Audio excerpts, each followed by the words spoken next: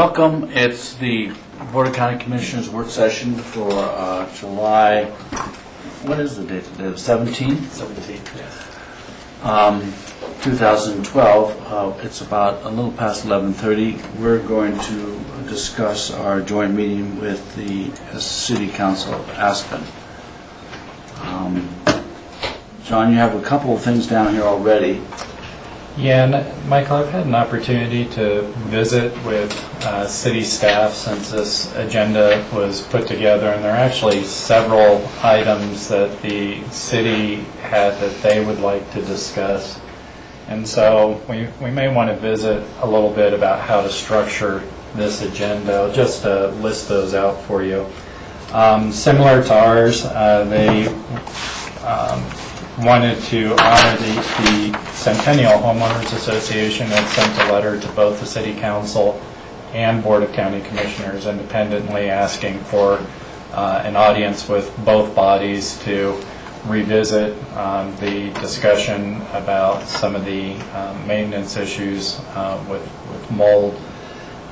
We had thought that it would be a good opportunity to go ahead while both bodies were together to provide that audience, but the structure of that discussion would be to revisit.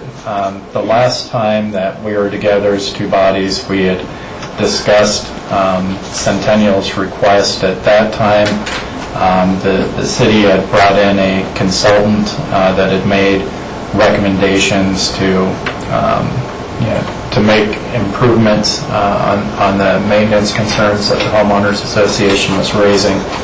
And the decision then was to pilot those with one of the buildings. Apparently that has been completed, and the city will be able to give an update on what the outcomes and costs were actually. And we thought that that would be a good follow-up for both bodies to hear. And then allow the Homeowners Association to make the request that they want to make. It's not really clear to us specifically what that is at this time. Well, John, just from my point of view, they need to tell us what the request is before the meeting. And I suspect it's going to be for funding again too. That's what I would suspect too. But I think, the meetings have to be structured in a way that we know what we're going to be faced with. And so they need to just have a formal request in place. And also, I think they also have to have the understanding that they have a spokesman, and there's not going to be 30 individual spokesmen for Centennial. Yeah, I was going to support that because in terms of timing, I don't know how much of a block of time you're allocating for this portion of the joint meeting, but I could see this taking a half hour, 45 minutes easily, time.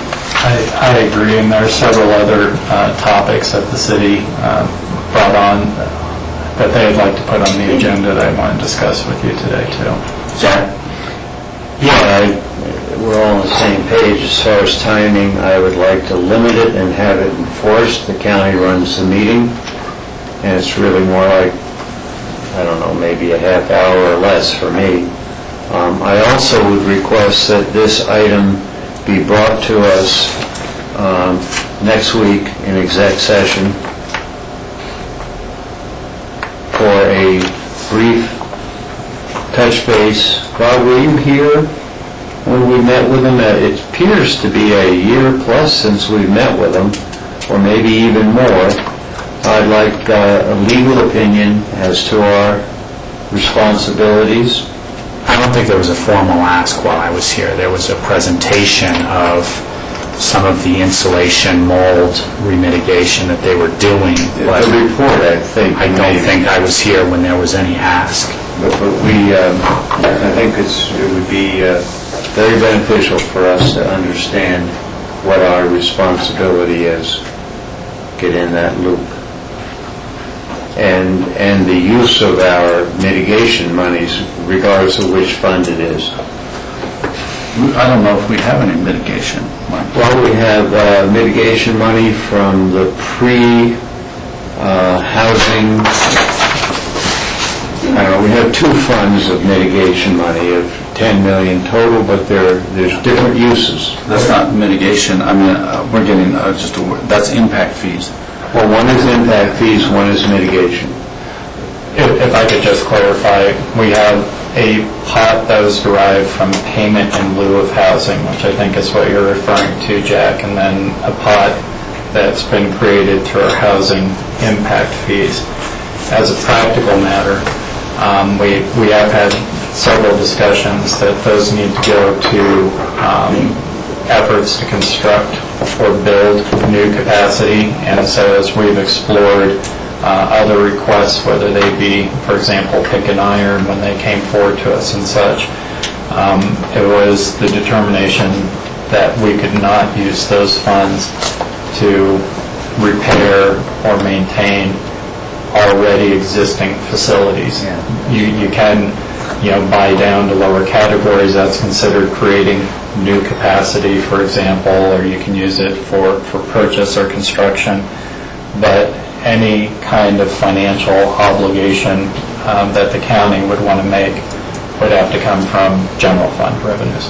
And is that where Pick and Iron came from, was general fund? I just didn't remember where that played, so.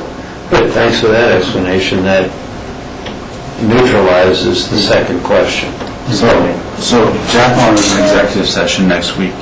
Well, it is fine, we already have one. You want this on the agenda? Okay, so he wants this on the agenda, and that's an update from our attorney on our legal obligations concerning Centennial. Is that okay? Okay. Thank you. Other issues that the city would like to discuss in a joint setting, I'll just go through these. So John, just so I'm sorry. we're clear, Yes. that we're going to get a letter from the Centennial outlining their desires, Specific requests. and we're going to have one spokesman. Got it. And we're not going to go into executive session during the meeting unless it's on our agenda. Correct. Okay. I don't think there'd be any need to go into executive. That's what I thought last time. I understand. Other topics that the city had brought up, they'd like to discuss the housing summit, the proposed agenda. They'd like to have an update on the Pro Challenge bike race. They also had brought up, the foundation, the Education Foundation, had made a proposal to the city on a sales tax. Obviously, there's been some discussion about the county being involved with that in the papers, not with us. I think the city would like to bring up that school tax, that sales tax proposal as a discussion item with the county. And may I clarify, Mike? Excuse me, just hold on just a second. I got I guess a text from Robin Hamill wanting to meet with me, and I wrote him back and I said, Robin, you have to contact the county and have a formal meeting, set up a work session with the commissioners to talk about it. I'm not going to talk to them. So it's up to him to make that particular meeting, and until we have a meeting with Robin Hamill, I'm not interested in discussing the subject at the joint meeting. Go ahead.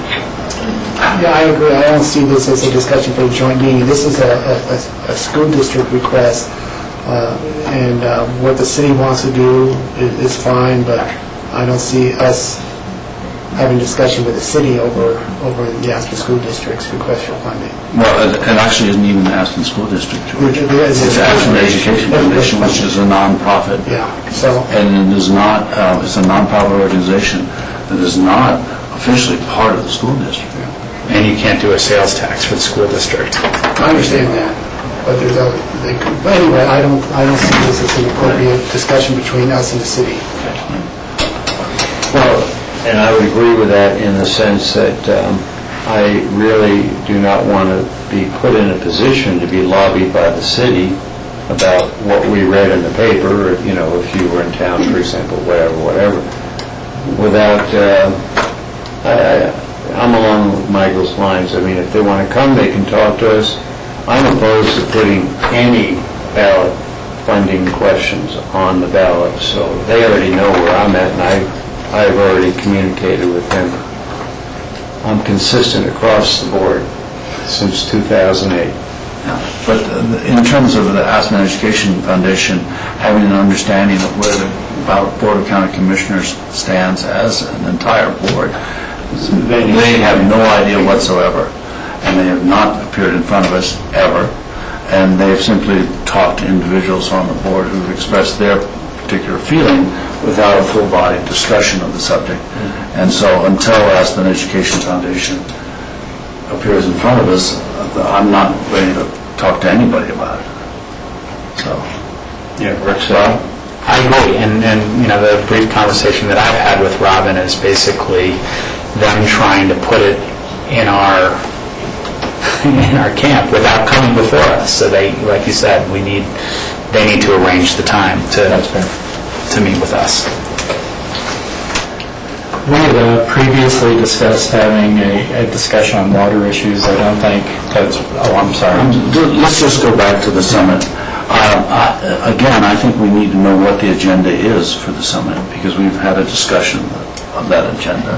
We had a very long agenda that we had last time, and I think the conclusion of our meeting about that was that it was too broad, too long, and insufficient to explain what the goals were going to be at the end of the meeting. And so unless they have refined that in some way that meets what we discussed in just any kind of sense, I'm also reluctant to discuss it as it was in its primary form. So. Yeah, and Michael, just a quick update. You know, city staff has been working. They've come back to county staff. I think there's a lot of work that still needs to be done to refine that agenda. It may be appropriate for us as a group to at least bring back the revised work to date to you guys in a work session format prior to that. And maybe the discussion needs to be about the goals for the summit, because they are, I think, really broad right now, which leads to a very broad and long discussion that may or may not have the focus that you really want. And I think the elected officials, if there is some agreement about what the focus should be or what it can be narrowed down to, would provide a lot of help for staff moving forward. Yeah. So does the board agree with that we see a refined agenda before we go into discussions with?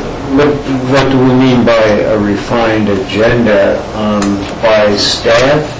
Because what I just think I heard from John was, well, it would be beneficial for staff to have a discussion between the two boards to start focusing, narrowing down.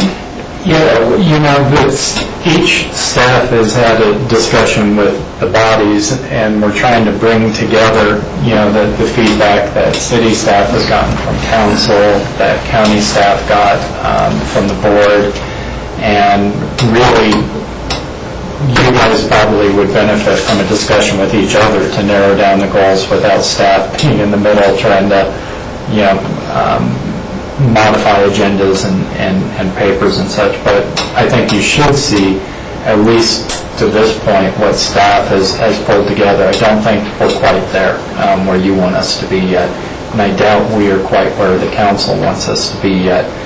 But it may serve as a foundation to have that better discussion about what is it that we're really hoping to achieve in these discussions. I think that's where the focus may be a little too broad right now. John is still not particularly clear. Is there a document that staff has that we can look at? We're working on one, yeah. And will there be a document before the joint meeting? Yeah, and I think we could have a workshop with you guys before the joint meeting to go over that. Is that something you want to discuss? Well, I mean, this meeting is only August 7th or something, you know, like a few weeks. I support speaking with the Aspen City Council to try to narrow and focus, but I don't support having work session time. I don't think, I think we ought to get our focus, and then maybe, if there's a need at that time. We've already had a lengthy housing discussion, a special meeting, which was valuable for all of us to kind of start, moving forward. And I just think we could beat this thing to death. I don't see any reason ahead of the summit until we talk to the city council, and then we would just, okay, this is where we're at, or maybe we'll have some work session time to prepare ourselves for where we... My only concern about that, Jack, would be that if the city felt compelled to go back and explain the work that they've already done versus us saying we've gone over this and, we see where you guys are at, but we think maybe we're missing on these key questions about what we're trying to achieve. But what value would there be for us to have a work session before that if they've already done work? No, our staff has done work. Our staff has done interpretation of what we talked about at our last... Yeah, we're trying to bring those two together. That hasn't been refined yet by staff, is what John has said. And my feeling would be that we want to have a firm position, or at least a general direction of discussion points and goals before we go into a meeting, because, as you know, there's 10 members, elected officials, and it's very hard to have a focused discussion with that group unless we're very focused. So that's what the point is of having a work session ahead of time. Yeah, I'm okay with that explanation. I was not getting it. Thanks, Michael. Is that okay with the rest of the board? Okay. And the discussion of the pro cycling, which is just an update on what the events are. It's just an update. And is that an update that the our board has already heard, and then now we're going to hear it, and they've heard it? I'd like to introduce some sort of efficiencies into our meetings where there's not a lot of repetition and for either party. So if they've heard that update, or they know that update, or they're familiar with that update, we don't need a joint session for an update. And Nancy Leslie can come to us and give us an update, and it's over with. Okay. So, But I was also thinking what we may want to do is do that more as a memo update, and then you guys can ask questions. We'll have Nancy come in. I'll double check and see if it's on that. I just want these meetings to be productive. Yeah. And then, And also, no matter what items, I hope we have timelines set, and of course we attempt to keep them, because this is a 2-hour meeting, and I can see how this can be a 3-hour meeting. If we agree to that, that's okay, but, right now it's a 2-hour. well, and I talked to Cindy this morning, and on the Western Maroon Creek plan, I think we could do that right now as a memo updating on what we're doing to follow up on the Western Maroon Creek. Have that as a question. We won't do the full-blown update. We'll break that up for both bodies later. In memo form. Okay. Yeah, kind of like we do our MOIs here, and then if either body has questions or wants more detailed information, we can provide individual updates. And water, because Michael went back to water is a special meeting in and of itself, I hope. I think we need more time to flesh out exactly what the topics are going to be. The city has appointed a new representative to the 1177 roundtables, and I know John has been, it's Debbie Quinn, and I think John has been working with her to bring her up to speed, and we may want to decide on some joint topics together as their representative to 1177's coming up to speed. I just didn't want that to get lost. We've heard it. We know that that's a topic for future joint meetings. I just don't think we're right to do it right now. Okay. And I think that covers them. Centennial Housing Summit, Bike Race, school tax proposal, water issues. No school tax. I understand. Those were the topics. We're not going to be doing the school tax proposal. We got specific direction on how to handle Centennial as well as the housing summit. So at this point, those are really the only two topics for discussion. Plus an update for the project. Well, no, So what we have is, If they've already. I don't want to go through these. Their staff has a lot of time on their hands.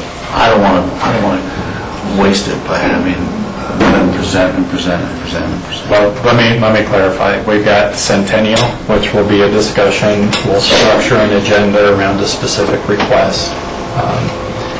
Then we have the housing summit agenda, which we will do a work session on and gear the discussion towards clarifying what it is we really are hoping to achieve and provide staff direction from there. So both of those will be discussion items. The bike race and West of Maroon, on the bike race, we'll check to make sure that it's not information that the city council has already received. That may just be a memo kind of update and questions at this point, as well as the Western Maroon Creek plan. We don't see that's appropriate right now to move forward in a joint meeting on the school tax proposal, as there has been no proposal to the county at this time, and water issues. Neither of those will be on. Is that okay with the board? That's it? Okay. Good. It's time to have lunch, and we'll be back at 1 o'clock.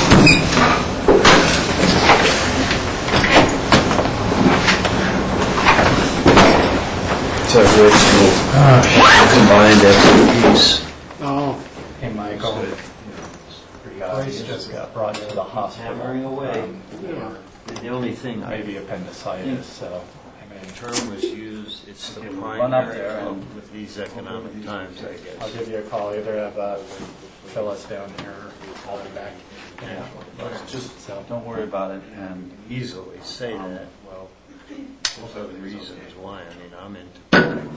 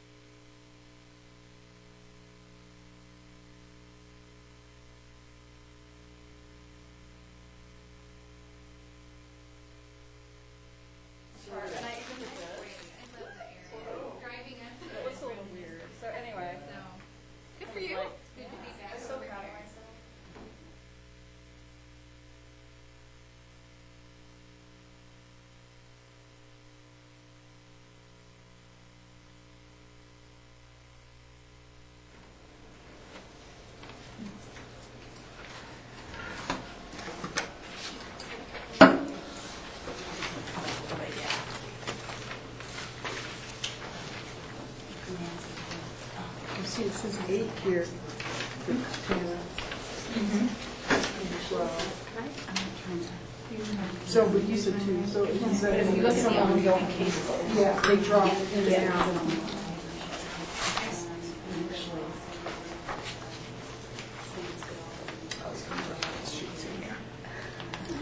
Is that for the year? He brought for the year. Yeah, so it has all of 2011. So the 8 is year-to-date. Yeah. This is applications. Right. This is the case. Years or so. So they come in, but they go out. That's why I think a lot of them are conversions. And I think we generally only want, if any, on basic.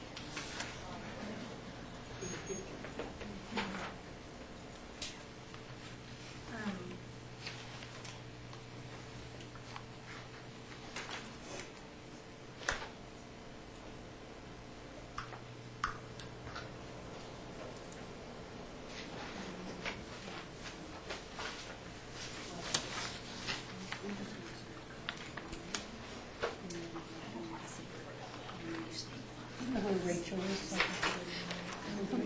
think she's at NACO, Western State Region. She's out of town on county business. That's all. Right. Yeah. But I know it's coming back, so we'll get all the responses and we'll start to get. Let's just saw the emails. I didn't do anything because I had no service.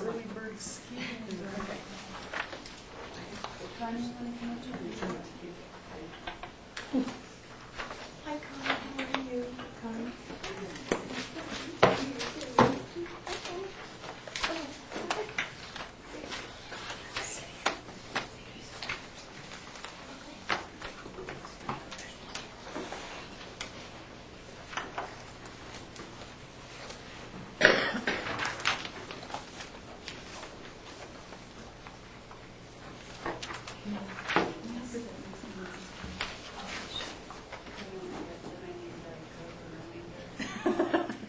Is that all?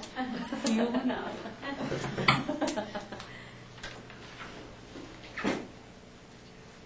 Grassroots, are we ready?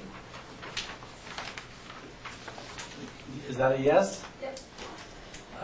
Welcome back. This is the Board of County Commissioners work session for July 17, 2012. It's about 1 o'clock, and we have the Health and Human Services quarterly update. And we're going to convene as the Board of Social Services if we get a motion to that effect.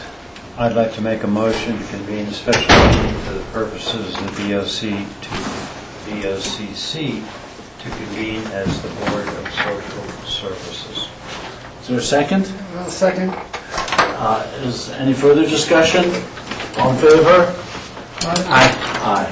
So thank you, Nan, and you have quite a crew with you today.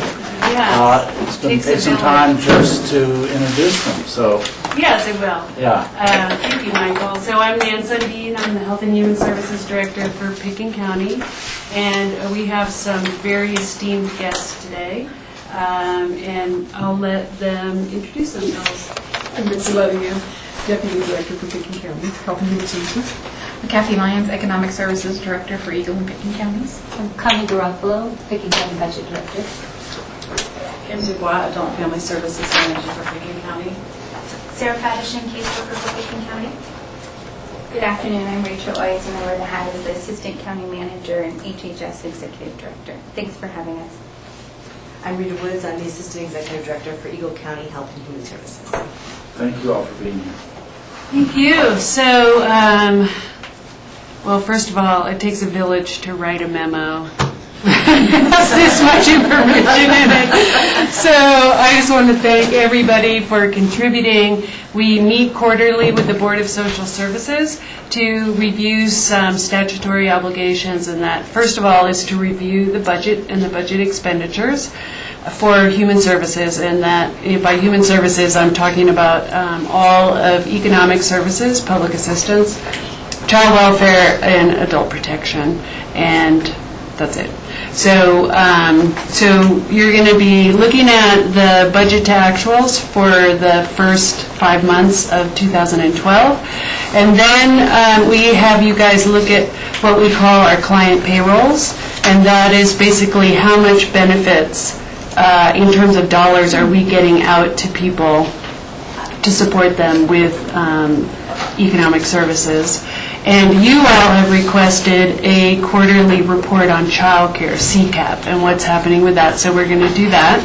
And our hope is that we'll sort of cover this in about 15 minutes, unless it takes longer. And then we will spend the bulk of the conversation today talking about the possibility, the proposal of Pickens County picking up Eagle County's Elgin and Basalt child welfare and adult protection cases. So we're coming back to you from our discussion on June 5th with follow-up information.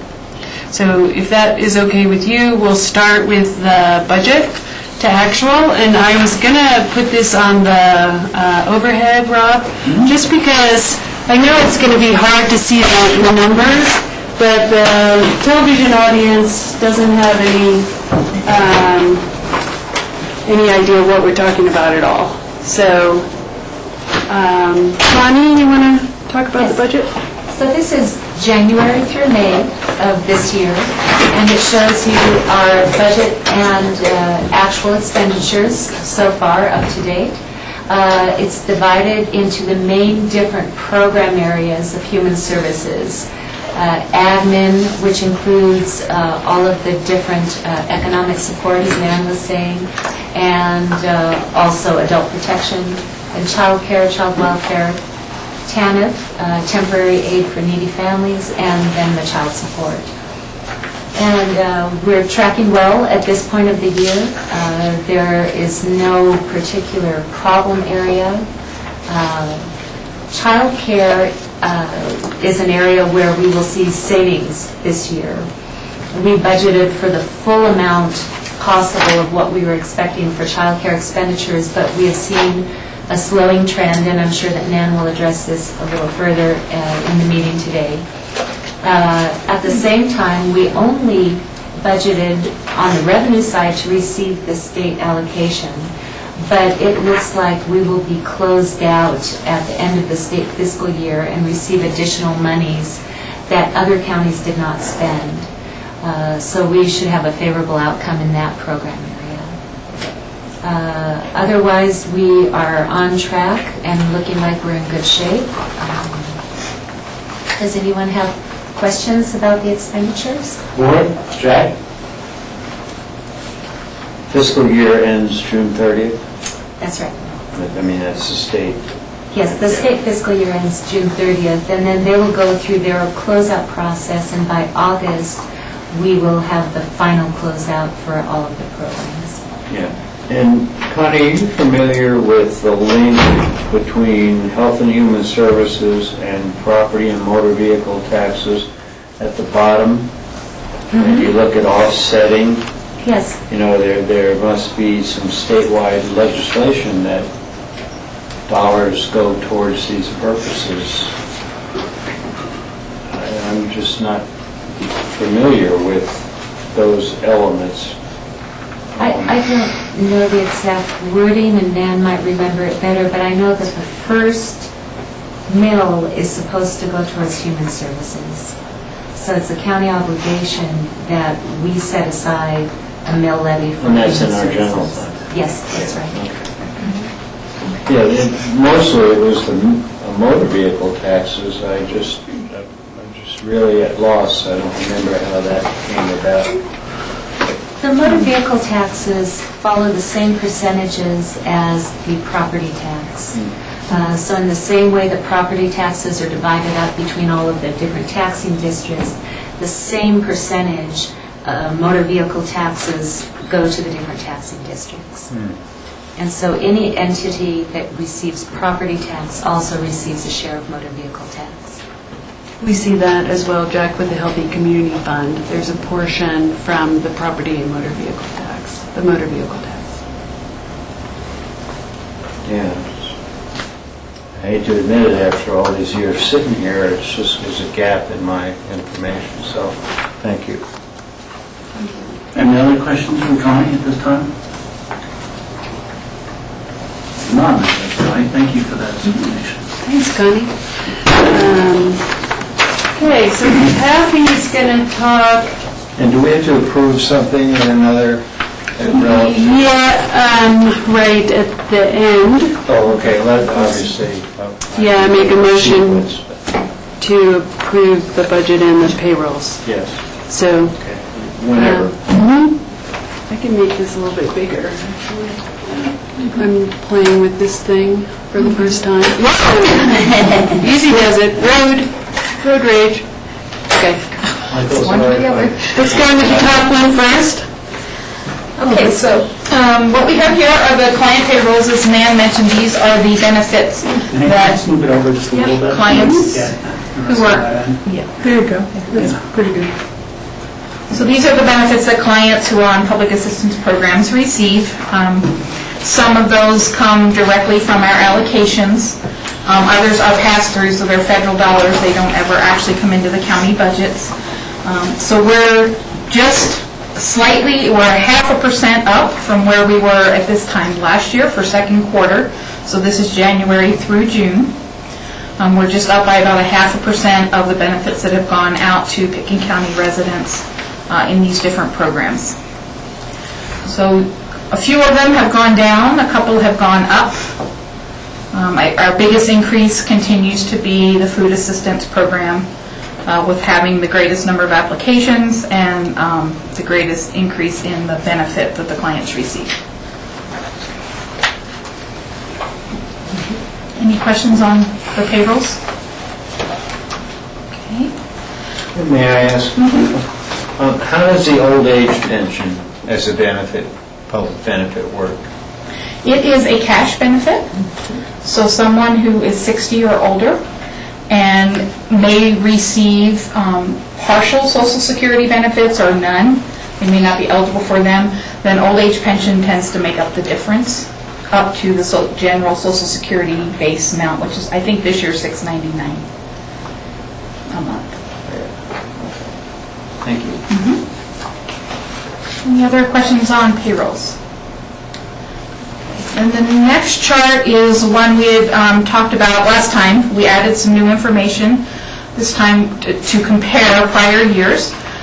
So what this shows us is the numbers of households that we're serving in each program, what the new year-to-date new applications, so again, that's running January through June. At our last meeting, Rob asked for information about how many cases are kind of closing at the end of the month, so we don't have that information available for prior years, but we have started capturing it. So you can see how many cases are discontinuing in the same time period. We have our benefits, so those are the same numbers as from above for year-to-date, and then we've used that to calculate what's our average benefit per household per month. So this is information that you all were trying to understand is the average benefit per household per month by program. And I just want to acknowledge Kathy and her team for collecting this data and putting it in a table that is usable and allows us to make comparisons between programs about the benefits per household and the caseload. So as you can see, again, the food assistance caseload is the caseload that has the highest increase as far as number of households served, total of new applications, the benefits, and the average benefit per month went up. I think the only other one that it went up on was under child care, the benefit per month. Any questions on that? Well, just sort of an observation, as we went through the budget numbers and the quarterly payrolls, and now this last chart in terms of the average benefit per household, it looks like overall we're doing pretty well, so that must say something about the economy, our local economy slowly moving out of the recession and things are getting a little bit better. Overall, that's what I'm seeing. There's certain instances, like as you say, the food program, but but compared to last year, our average benefit per household is down. And What we have seen in this last quarter, as we were looking at the numbers, is it seems to be stabilizing. Or there's a couple places where it's gone down slightly and other places where it's gone up, but so it's pretty even compared to where we were last year at this time. One of the things that we have to be careful of is making conclusions like yours, because our CCAP utilization has gone down, doesn't mean the economy is better. In fact, it could mean it's worse, because people are not working. So remember, CCAP is a work support program. So, it's hard. We have not made a conclusion that the economy is better based on these numbers. We're stabilized, we're seeing the same numbers of people coming in, our food assistance is going up.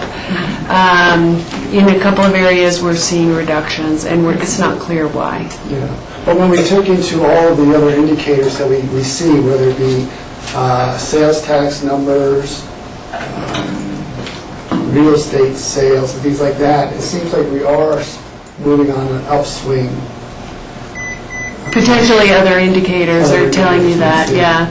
We know that in May, the unemployment rate in Pitkin was over 12%. Now, that's usual and customary for us because of off-season, but that's a lot of people who came through our doors looking for help. And we actually have a caseworker working with the Hotel Jerome now because they're about to lay off a bunch of employees. So, for every little game, there's always for us, there's still a struggle. Okay? Okay.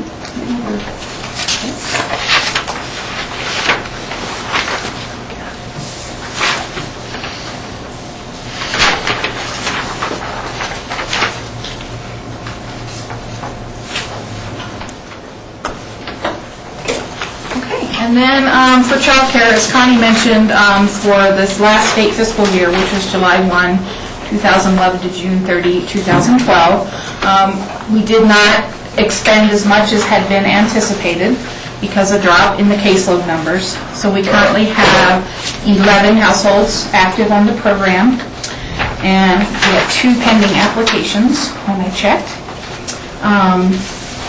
So our payroll numbers reflect that decrease in the caseload. And as Connie mentioned, what we overspent from the allocation was approximately $47,000. And it is expected because statewide, counties underspent across the state in their child care allocation. So we expect that that will be covered through the state closeout process, as Connie had mentioned. So any questions on the child care payrolls? Yes, Rob. And just so I'm clear on this, it says SFY, state fiscal year. So that's July 11 to June 12. Correct. Is what these numbers If you look at reflect. the 11, it would be July 10 to June 11. Correct. Okay, I just want to make sure that was... Okay. Yeah, and we're aware that the numbers are down in CCAP, and so we've started doing some more outreach with our providers and in some other areas to do what we can to remind people that CCAP is available and, catch people when they're ready to pursue work. That brings up an interesting question to me, and it kind of relates back to some of the other things too, is, looking at every time you come to me, I ask for like another set of data, but this is probably beyond what you really need to do, but I'm just curious what your take is on, we use these figures as, some of these figures, as George was alluding to, we use as kind of economic indicators to other things that are going on, and there are other variables in there that would skew the economic validity as an indicator, such as if you're doing more outreach. If you're doing more outreach and you find people to bring into the program, it doesn't mean that the economy is getting worse. It means that we're doing better at finding people to bring into the program. Because those people may have been there all along. There may have been more of those people there all along, but without the outreach, they're not getting into the program.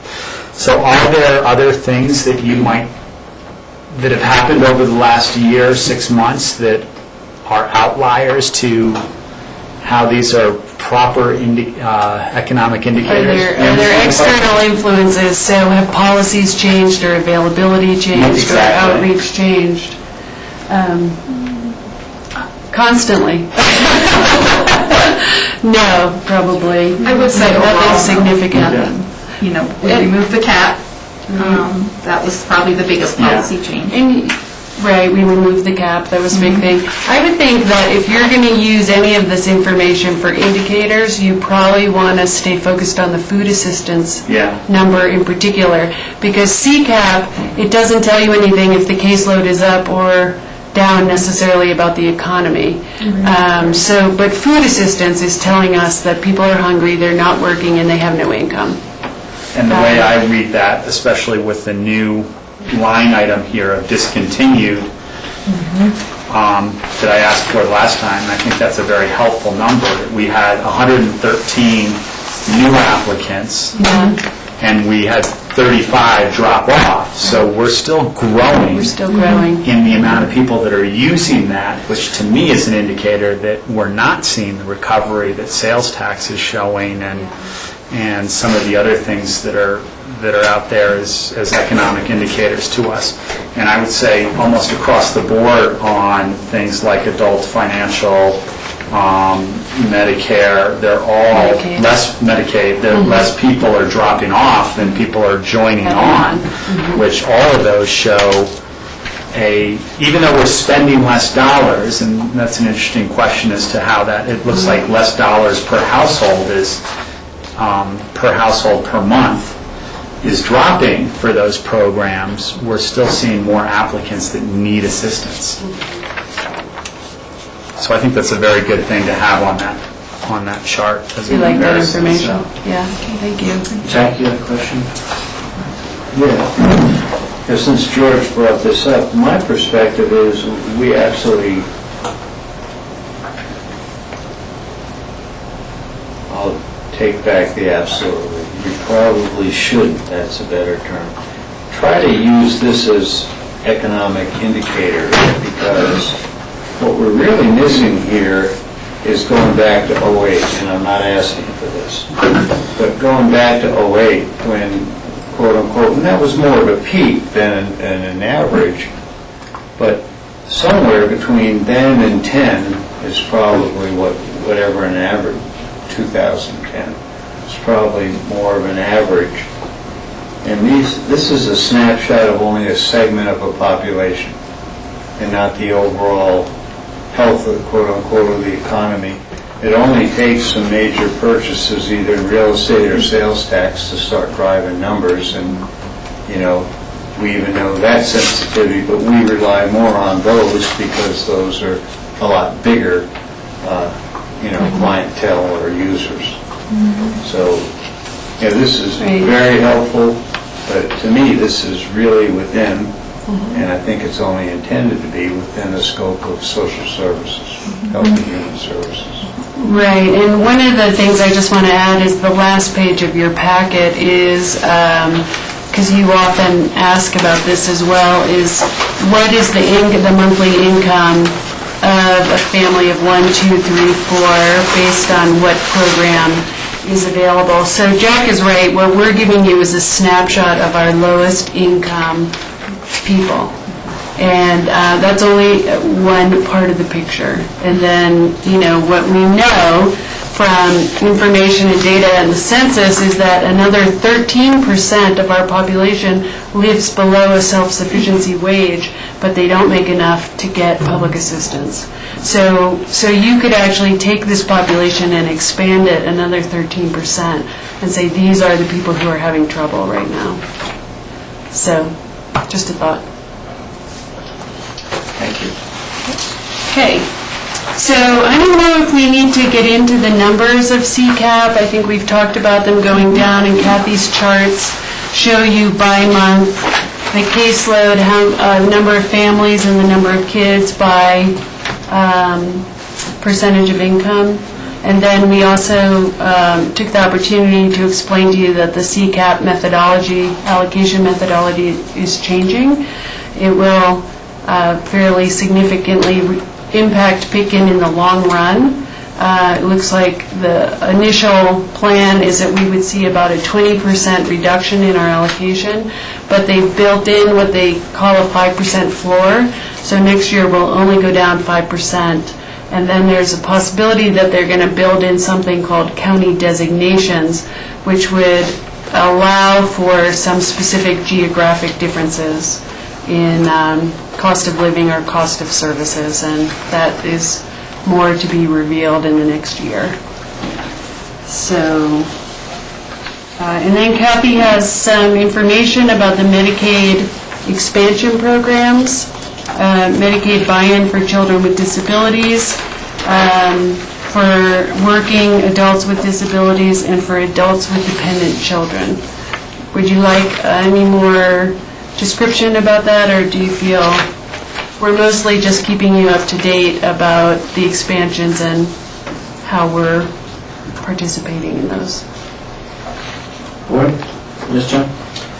A question on child protection, for example. I think it was about 4 years ago, the state legislature passed legislation that before people receive benefits, they had to have proof that they were citizens. Are we involved at that level, at the county level, or is that state level only? So that's not child protection, that's public assistance. But yes, absolutely. We have to verify residency for a number of programs, not all. And, you know, it depends on who's applying and who's getting the benefits. But we have to be very active. We have to actually submit reports that say we're getting these affidavits, and Kathy gets audited for us on our behalf, and they look at that regularly. I appreciate that feedback.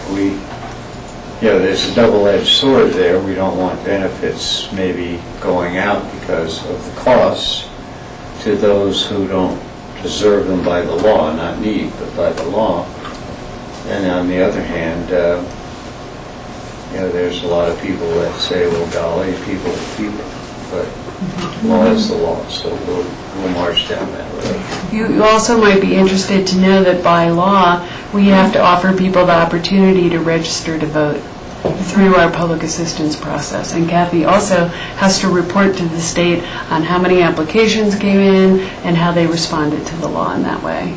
So we have a lot of regulations. So, anything else you want to add? No, I don't have anything else. Do you have any more questions? Okay. Yeah, in my notes, I jumped the gun on the child protection. Yeah, we're going to get to that. So, and then Mitzi had a little piece at the end about the Healthy Community Fund. We seem to have a decrease in requests for those dollars, and we're continuing to work to make them available because we know that families are struggling and we're not sure if there's a bottleneck or what's happening. So that's, anything you want to add about that? No, just that we think that at this point, we're going to be offering our food vouchers to folks who are applying for food assistance for the first time, just to give them immediately an extra leg up on providing food. I think I said Healthy Community Fund, but I meant You Emergency meant the Assistance Emergency Fund. Assistance Fund, which Sorry. is, of course, our $40,000 set aside from Healthy Community.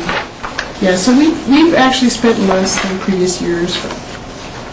We're That's addressing your it. question? Yeah, well, it was clarified. Yeah, thank you. Okay, so we'll switch and do child protection and bring up Rita and Kim and Rachel. What page are we looking at now? Right now, we're on page 7. And, you know, I hate to do anything without a team, so I'm bringing my peeps up. So, first of all, I just want to acknowledge the beautiful flowers that Eagle County brought over for us today as we discuss this very exciting and important project. And as you guys know, and I'm just going to do a brief summary, Eagle County has asked Picken County Human Services to take on child protection and adult protection for the El Jebel and Basalt area only.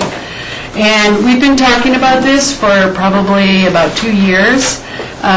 We see a lot of benefits to this. We brought this idea to you on June 5th, and you had a number of questions. So we're coming back to you today to give you some feedback, to answer your questions, to let you know where we are, and ultimately to look for direction on moving forward. Through our 2-year discussions, we really believe that by sharing services of child welfare and adult protection on this side of the Roaring Fork Valley, that it will allow us to align our practice and create a consistent response to children and families and vulnerable adults. Thank you, George. It's you guys.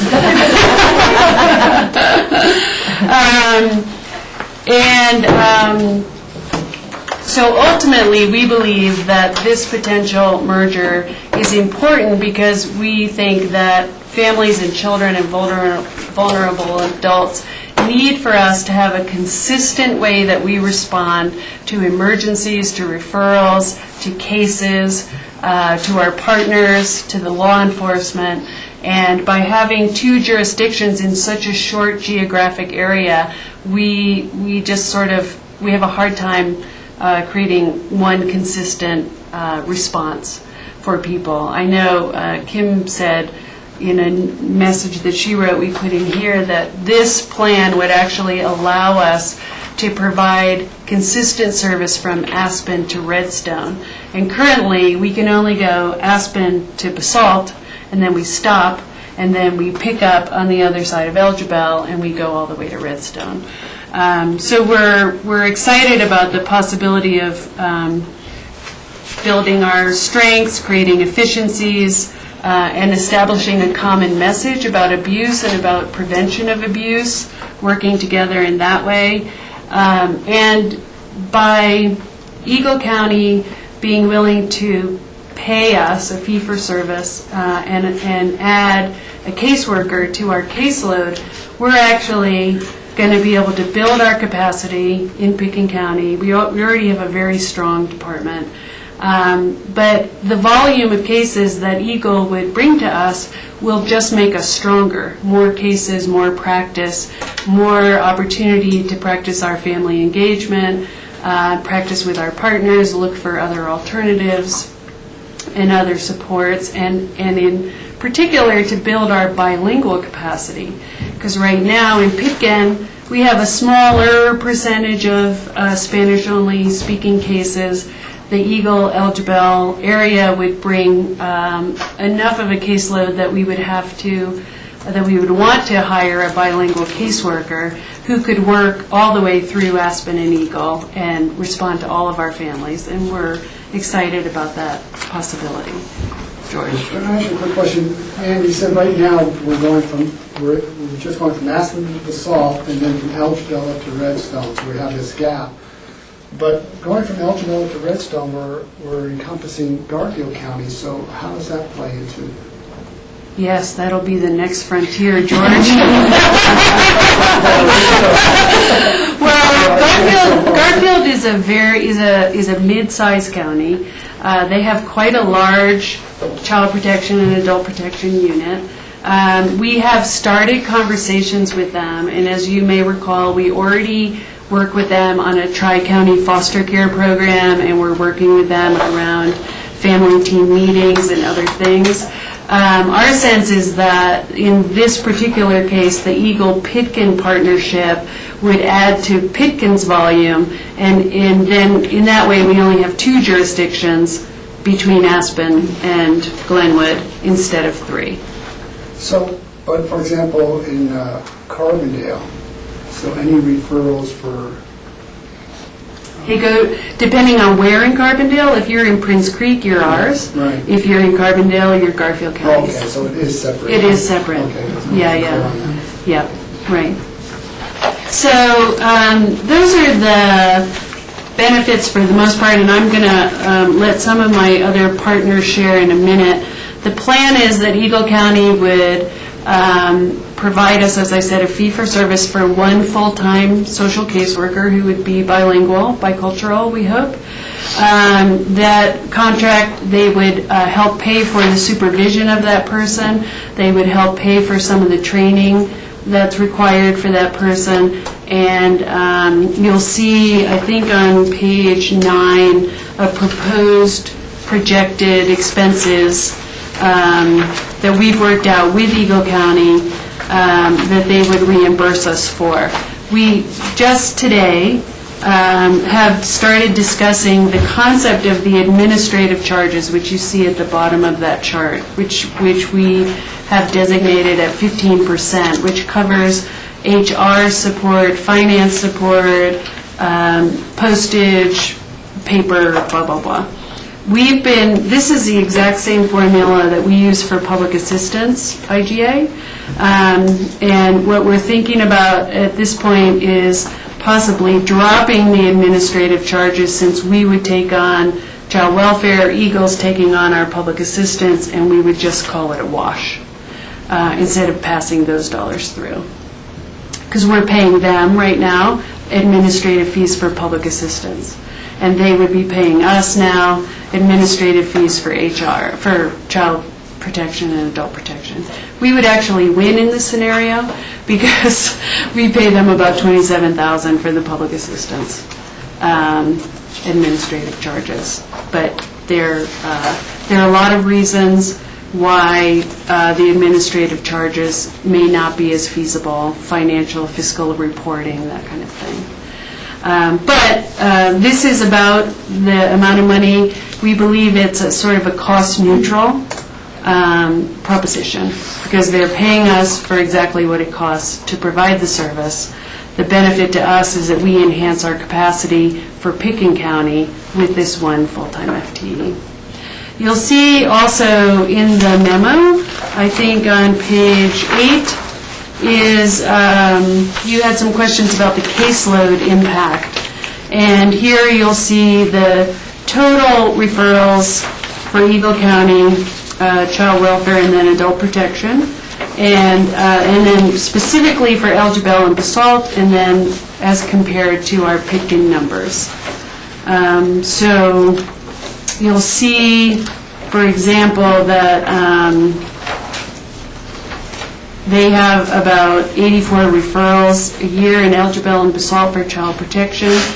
They accept this year they accepted 47 cases for assessment, which is, where you go in and assess whether there's risk in a family, safety issues.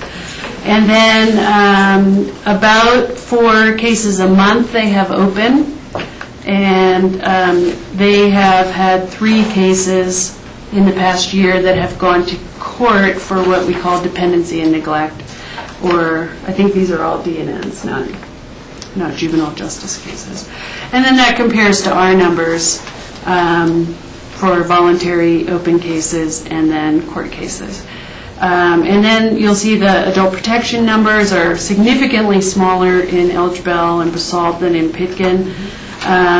They've not had any court cases. We have one current case where we're guardians of an adult protection case.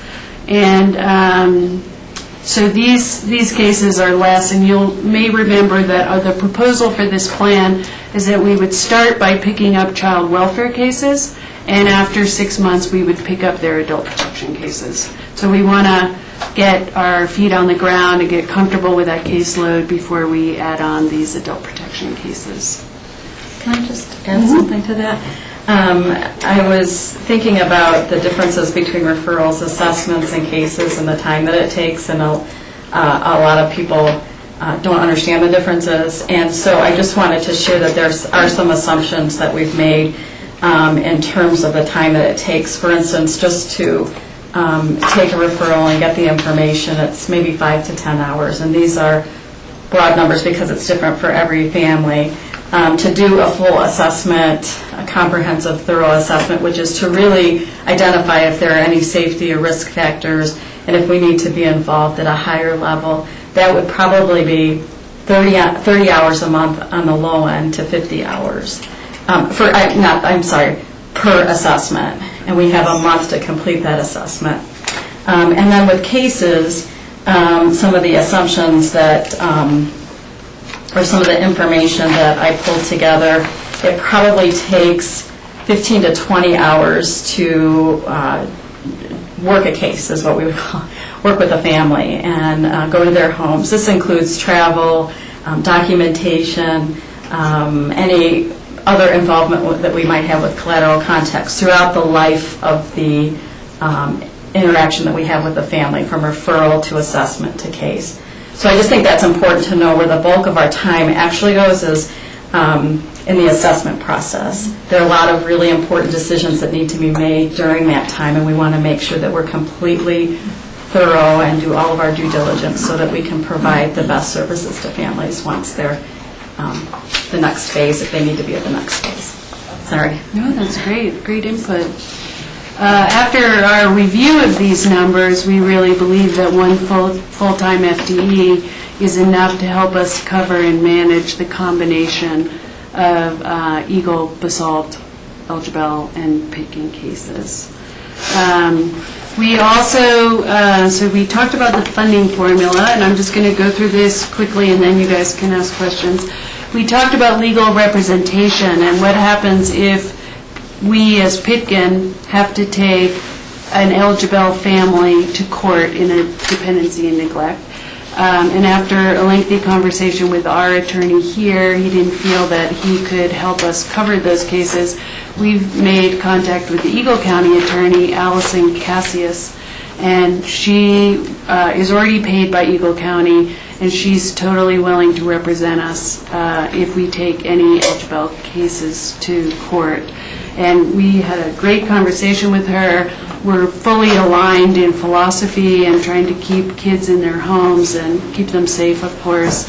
And we think that this is a really acceptable agreement and conclusion to this issue. We have had a liability issue that came up in the last meeting, and at this point we still have a potential liability issue. We've been talking about, for the most part, how we protect Pitkin interests by taking on Eagle County Elgebel Basalt child welfare cases. At this point, we don't have a solution to that. We have tried out a number of ideas, and I really want to thank Chris Jukes, who's worked really rigorously to try to help us find a solution, as well as Rachel and Rita on the Eagle County side. At this point, we don't have a conclusion, and we are recommending that the BOCC wait for attorney consultation in an executive session to really consider the risk and the legal implications to this issue. We can talk about that. Let me just get through this and then because I don't have much more, Jack. So Rachel asked for a pro-con review, which we had already done, but you'll see that here, and much of what I've talked about is the pros stand. There's always a risk that the caseload will grow, but just like we did with public assistance, when the caseload grew, Eagle County came to us, we added a caseworker, and we pay them for that. So we think we have a good baseline number, and from this point on, we watch to see if the caseload goes up or down. There's always the risk that state requirements are going to change and they're going to become more onerous. For sure, when Kathy and Eagle County took on our public assistance, we didn't have half of the compliance that they have to do for us now. They get audited regularly. There's all these rules and statutes and things, and we anticipate that that's always going to be the case. We'll just have to watch if it's overwhelming or it makes it difficult for us to provide the service in child welfare and adult protection. I think you all also asked if we had a transition plan.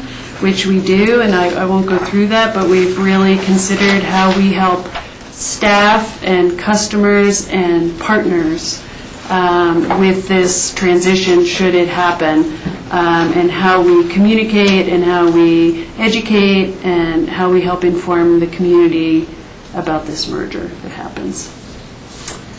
So I was hoping that Rachel, Rita could maybe say a little bit about why this is important from the Eagle County perspective, and then we'll open it up for questions. And anything else you want to add? Perfect. Thanks. I'll start. So good afternoon. I'm Rachel Oyes, and really want to thank you for considering this approach and to building on the relationship that we have between Eagle and Pickens County. I think we've seen enormous successes over the last couple of years, and I really want to attribute that to both of our great teams.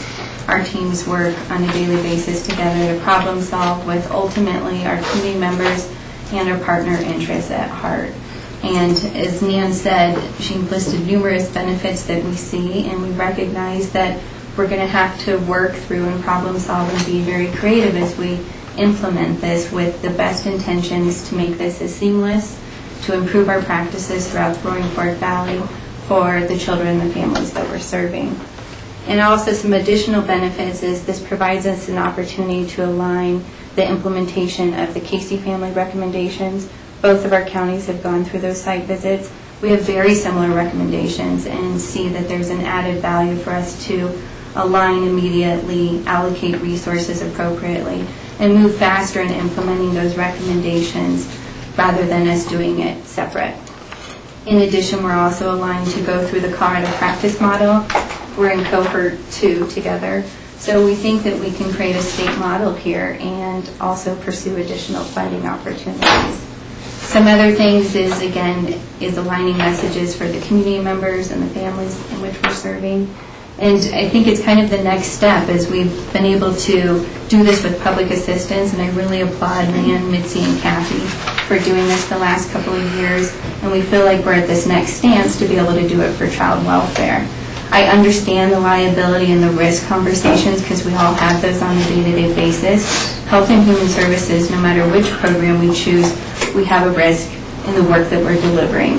And we feel that if we can further align our practices, our staffing models, that we can jointly together as two counties try to minimize those risks on a day-to-day basis. And I think we have our county's commitment in trying to do this in concert with you and see great strengths within the team and the relationships and your political vision and your strategic plan for Pickens County, and we hope to be strong stewards and champions with that and execute that beyond Elgin and kind of throughout the Roaring Fork Valley.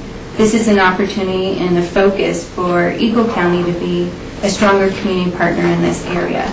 We struggle sometimes to serve Elgin with the magnitude in which we want to, and we've been very appreciative of the Pickens County team in helping us do that and to be able to represent the core services and practices that we're wanting to do. Our values are very similar, our approach, our philosophy, our hearts, and I absolutely believe that we can align our practices and procedures to minimize the risk on behalf of both of our counties. What would you add? Well, gee, I don't think there's a whole lot more I would add, except that I just don't think we can emphasize the consistency, the benefit of consistency that this would bring, not only for our constituents, but for the team, for the awareness in the community. I just believe that the risks, I think the benefits far outweigh the risks in doing this together. And we work so well together. This is, both teams are very excited about the continuation of this type of relationship. We've established such a great rapport. It's just been amazing to work with this team. And so we just hope that you'll see it the same way we do. And just one illustration of efficiencies is, we have our Elgin office. Some of your team members have been working out of that. We have 2 child protection teams that meet back to back, and they're very similar players. And sometimes they're talking about one family that's maybe in Pickens at that moment, and then a couple months later, a couple weeks later, they happen to be across the street and they're in Eagle County. So we're doing this work together in concert, and now this takes it to the next level to be able to more formalize it and to kind of create that model and synergy for our team members. we are looking at, as I think Rita alluded to, that this child welfare is just the next step, but we're also looking at possibilities with senior services and more with public health. And we really believe that, at least on this side, and there are many more projects that we do all the way from Aspen to Vail, with all of Eagle County participating. But we're finding more and more that collectively we can get more attention from our region and from our partners and from the state, and we are better able to address some of these really significant issues that get in the way of people being self-sufficient. So, anything you want to add? Actually, I did. First of all, I want to thank you all for all of the questions that you had at the last meeting on June 5th, because that was a great watershed moment, I think, for me to really drill down and identify what the pros and cons were of this. Like, why are we doing this? And for me, what it came down to, and I don't want to be sentimental, but I'm going to for a minute, is the kids and families that live in our community. Kids don't understand county differences. They don't understand all of the things that we're talking about right now, and neither do parents generally, because when they're in a situation where they need help, they just know that they need help. So for me, out of all of this, that's the most compelling argument that I could provide, at least for myself, to move forward. Thank you for all of that homework, I guess, that you gave us, because it really did help us refine our approach and what we needed to look at, and some of the outlying issues that to make this a really strong collaborative effort for our community. Yes, George. So, Dan, you alluded to a phasing in process. Can you elaborate on that? And then also, would we then, if we go forward with this proposal, it would be an IGA that we would review, renew, annually? The length of time would be up for grabs. We do the public assistance IGA for 3 years. So it would be our recommendation that we do this for 3 years to get our feet on the ground and get our practices going and our systems going. Yes, and our request would be that we would bring the IGA back as soon as possible for your consideration and review so that we could move forward. We can't move forward without the IGA. Jeff? Yeah, several things. Relative to the transition, when would you expect to start, given that we digest the liability issue? Because obviously we work in similar but not the same worlds. You, at the county's behest, provide the services, but we've got a bigger realm to be concerned about, and liability is, for, I'm sure, all of us, a pretty serious thing. Good heart doesn't solve liability, so we'll wait till we have that conversation. I really hope that is soon, because apparently we want to get started here. For example, we have some exec session time next week, but that's between the manager, you all, the chair, all of that. Right. And because agendas might need to be expanded due to the fact that I don't know if this item's already on it. So. Well, we would like to move as soon as possible. Eagle County has been holding a position while we've been in these discussions, and they kind of need to know if they're going to fill that position or we're going to fill that position. So we would just ask for the county attorney and the county manager to consider to put this before you as soon as they can, and then as soon as we get direction from you, we'll bring the IGA forward, and then our hope would be you sign the IGA, we start. Okay. Michael, several things. As far as the funding, the Eagle County share, is that based on a pro rata basis? Is it based on actual costs? How does that work? Whomever. It was based on the actual cost to So it's provide the actuals? service, the salaries, the benefits, the fringe, all of those were taken into Okay, so account. say we start this program, and I guess you got to come up with a budget even now, but going forward, with a budget, you'd project a certain amount, but that's a project or proposed budget, and then actuals would backfill if necessary, or, whichever way, right? Okay. As far as,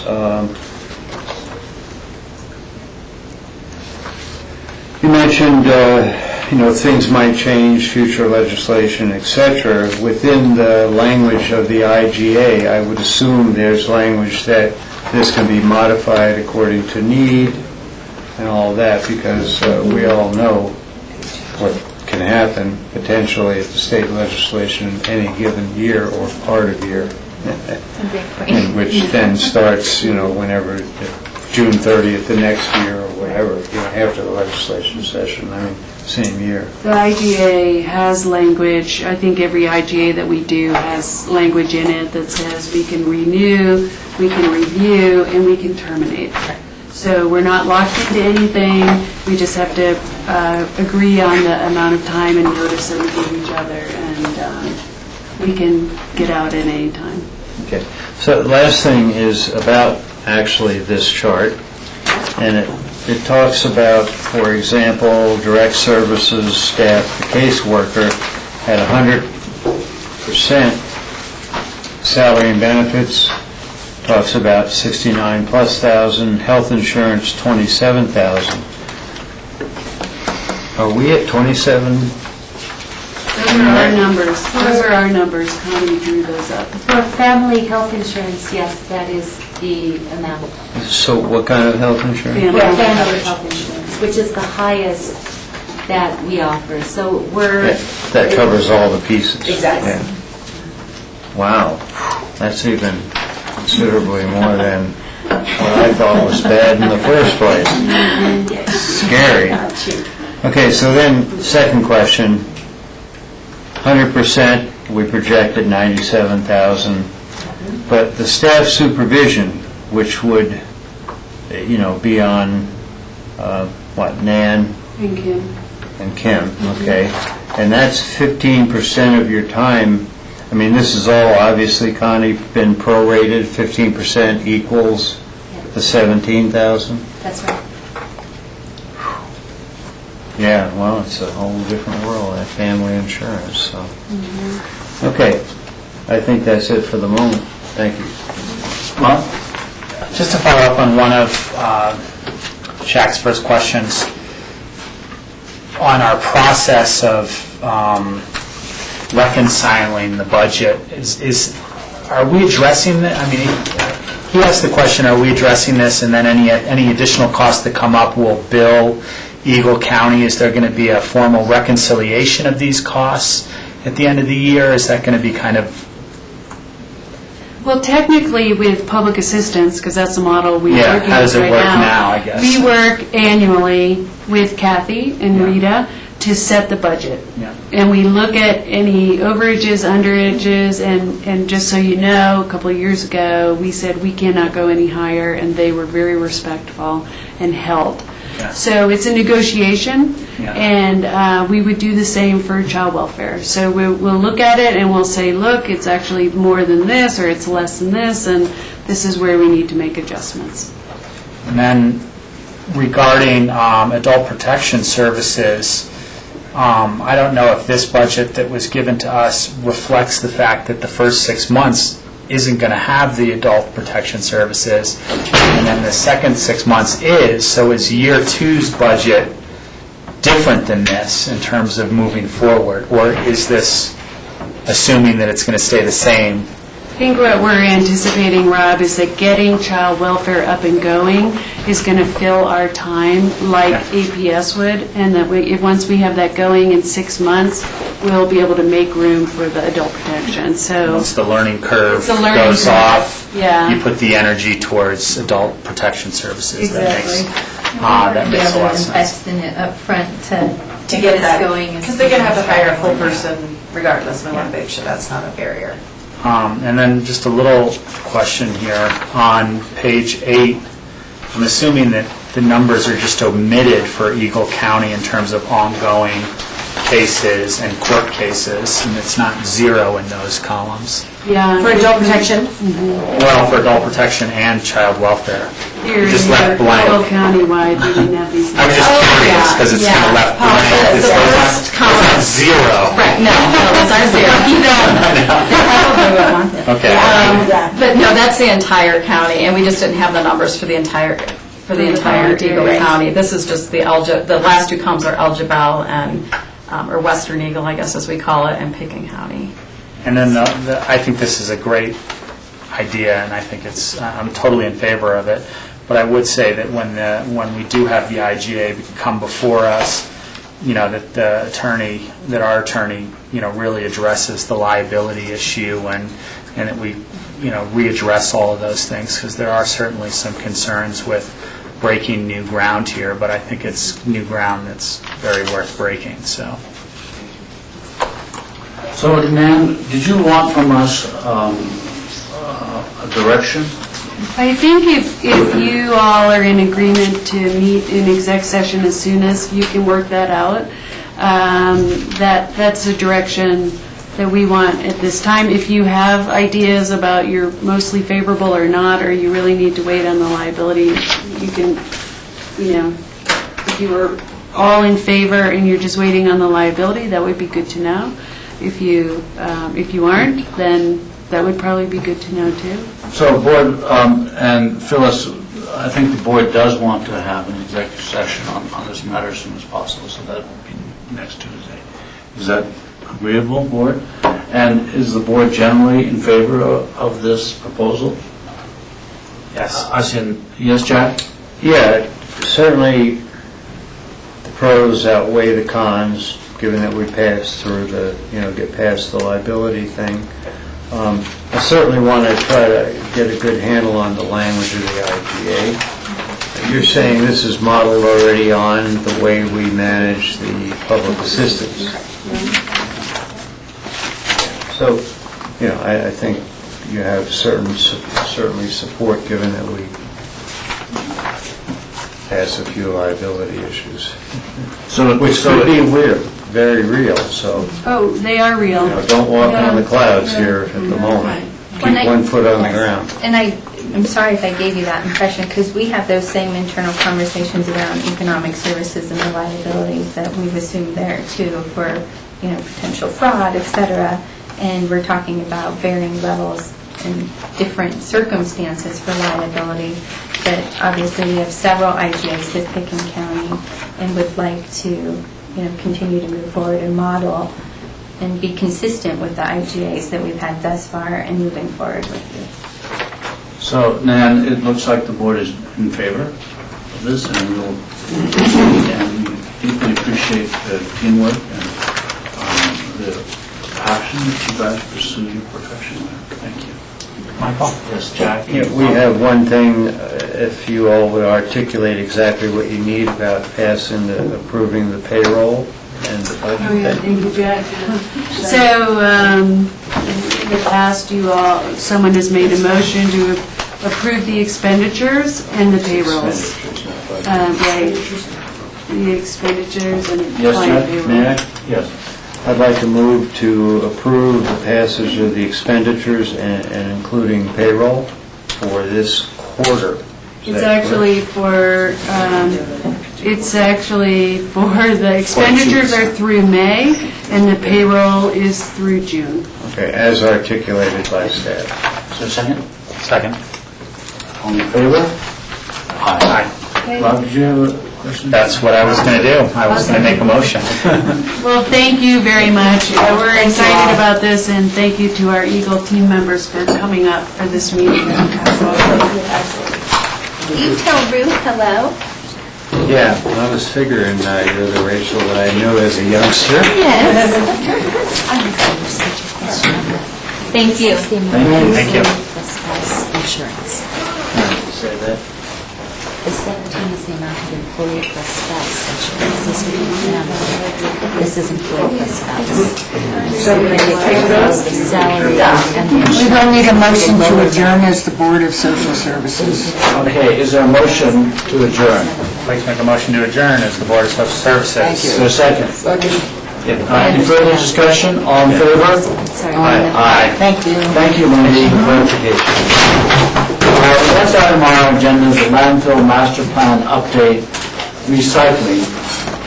Chris Hoofnagel, it looks like Brian Pettit is here.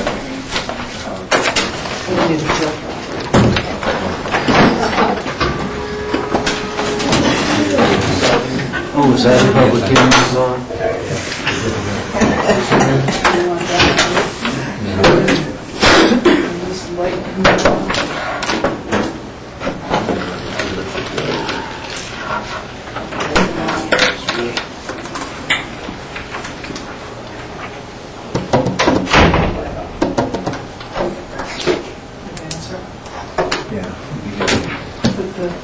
So does that?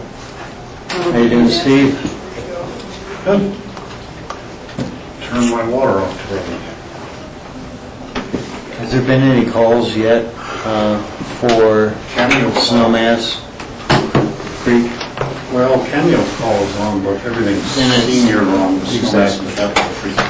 So I'll repeat that we're meeting with the landfill master plan update, and we have, is it an update on recycling, Chris? Is that what it is? That's right. And we have Chris Hoofnagel here, who's the solid waste manager, and Brian Pettit, who's the director of public works. Thank you, gentlemen, for being here. Thank you. Thank you, Michael. Well, I wanted to come today to talk about the recycling operations, specifically as they relate to the master plan. And I went back looking for some old photographs, maybe. There we go. I wanted to find some old photographs of the recycling program, and I found many more of the landfill, but also to illustrate the point of how far we've come over these many years. The landfill, of course, is operated vastly different than it was in the early 90s, as you can see, but also the recycling program's come a really long way. The recycling program started in the early 90s, also sort of on a shoestring, and in really a pioneering spirit. We used the Rio Grande lot behind us, and I have a couple of pictures. Went the wrong way again. Here's a picture up on the upper right of what the Rio Grande lot used to look like. Of course, today it looks very much different. It's paved. These other two photographs are of the Basalt Recycle Center, but it shows how far we've come. And from our early beginnings with the dirt recycling center strewn with 90-gallon containers, we've come to have 3 drop-off centers. We have our own recycling building. Also in the early 90s, the county purchased from the Pitkin Iron Corporation these recycling buildings, and we dismantled them, moved them to the landfill, and put them up. They've been in service ever since with very little facility infrastructure done to them. And as you will recall, and you can see in the lower right, the storage building met its match in the winter of 2008. That caused us to rethink the use of the recycling facility over the long term. And we started to wonder if we should replace it or refurbish it. That caused us to step back again and look at, well, if we replace this building, where would we put it on the site? We went through a site assessment and we looked at several areas on the landfill. That caused us to go back to another planning mode and look at all of the uses at the landfill and how they would work over the life of the landfill site, which is about 30 years. And that was our master plan amendment that we approved in 2010. What came out of that, one of the things that came out of that amendment was two planning periods for the recycling program. The long-term planning period is about 30 years from now, and what basically we said there was that when the landfill's closed, we are going to want some type of facility to operate the recycling program in and or the solid waste programs. But we can't build that now, so what we decided to do in the short term is to refurbish the existing MRF. I have some photos here of some of the work that's going on right now. What we did is we put a budget of $500,000 together for the 2012 budget to refurbish this site. And what we've done so far this year is we've used that budget to create a site plan, and we designed a retrofit for the MRF structure. You can see in this lower photo here the kind of work that's going on to the MRF structure now. They're basically welding on steel bars to the columns. You can see this gentleman up here is doing the work to the vertical column. That's the kind of stuff that's going on now. When we build this out, we have a site plan that refurbishes the MRF and then also kind of does some earthwork and redesigns the way this operation is working over here. And when we put the bid out, we bid it in 2 parts because we weren't sure that we had enough budget to do the whole thing. We were correct. What we've done is all the essential stuff to the MRF, the retrofit of the iron structure, a ventilation system, insulation, a heating system, all are going into that, and that work's underway right now. We went ahead and let that work happen because we had enough budget for that phase of the work and we didn't want to hold it up in order to provide a health and safe working environment. But that left the budget short to accomplish these other tasks. And what the rest of the site plan does, what am I doing? Is it readdresses this area here. Okay, as you can see in this lower picture, our HHW program still lives in the dirt and the mud. It has runoff issues that are challenges for our compliance, and so part of this project is going to relocate this operation over to this part of the site. It also paves this area. As you can see in this picture, this is our electronics collection program, also living in the dirt and the mud. It's right at the edge of this photo up here. And the site plan that we developed, it changes the grades across here so that they're the same. It paves this area so that we're out of the mud. It creates new loading dock areas here so that we can park more trailers and then store our commodities indoors. That'll reclaim our lost storage building. And then it also creates an area right here where this car is parked for the public to pull up and drop off their hazardous materials. Our HHW program will be up on this upper elevation, and we would be able to create a separation between the public and the hazardous materials. As I said, it would also help us with our runoff issues down here. So that's the details of what we're trying to accomplish with the second phase of this project.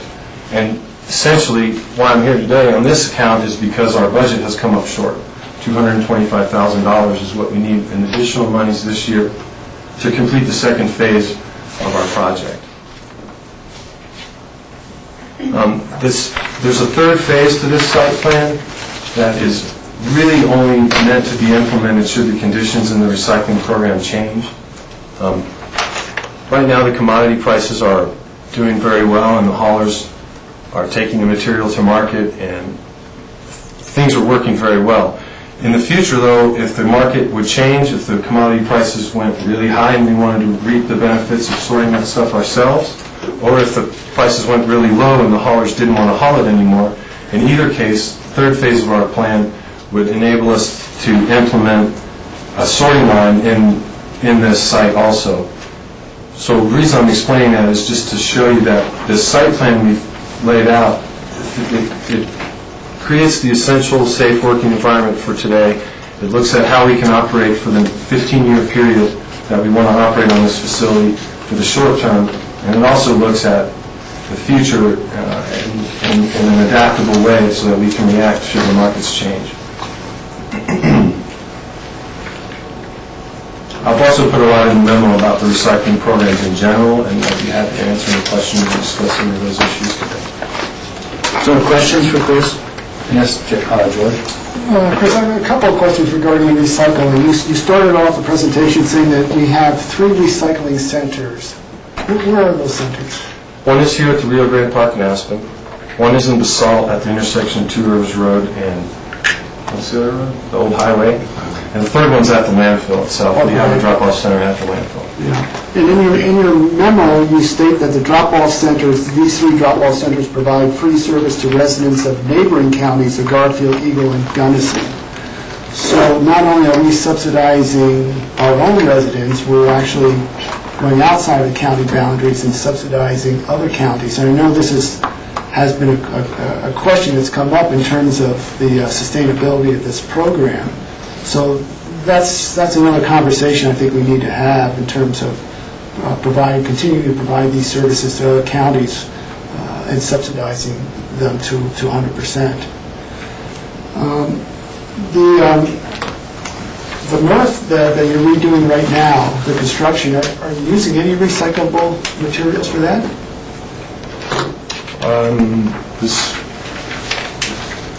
The steel that we're using, of course, is recyclable. I don't know that it was recycled. Typically in the steel industry, a high percentage of new iron is recycled. So I'd say yes. I think there's a high likelihood the steel and iron being used was recycled. That's most of the material that we're using. Unless we go forward with the other phase, we'll be doing a lot of paving. A lot of that's slated to be concrete, but I think we're looking at areas where we can use asphalt instead, which will lower the cost as well as be using a recyclable material. The original budget that you had put together which was about $500,000 for the structure of the MRF, and now you're coming before us for an additional $225,000, which is, as you said, it was phased as part of phase 2. Why wasn't that in the original projections of the budget? It was. I think we just missed the mark on $500,000. We always intended to refurbish this whole site and to set it up in a way that is usable for the future and for what we're doing today. When we started the designing, we realized this probably is going to go over our budget, and so that's when we split it into 2 phases, because we knew the essential things we were going to want to do right away.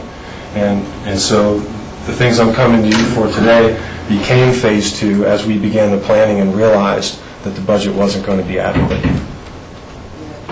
And this work you're hoping to continue this year, that's why you're coming before us for a supplemental budget versus waiting to the 2013 budget to include that as a part of the work project? That's correct, because we always intended this to be one project, and also the contractor is on site doing the other work. It would be very easy to have him move into the other phase of work also. He's bid that work, and he's bid it on a basis of doing the whole project as one. So if we were to wait till next year, I'm sure there'd be some cost increase, not only just because of time, because the contractor's already on site doing the other work. And then this comes out of your enterprise fund? That's correct. It'll come out of our fund balance. Chris, let me ask you a question. In this area, there's lots of different grades and drop-offs and ramps, and it's not particularly friendly for the user, at least the public user. Is that part of the redesign process to make it safer and more usable? Absolutely.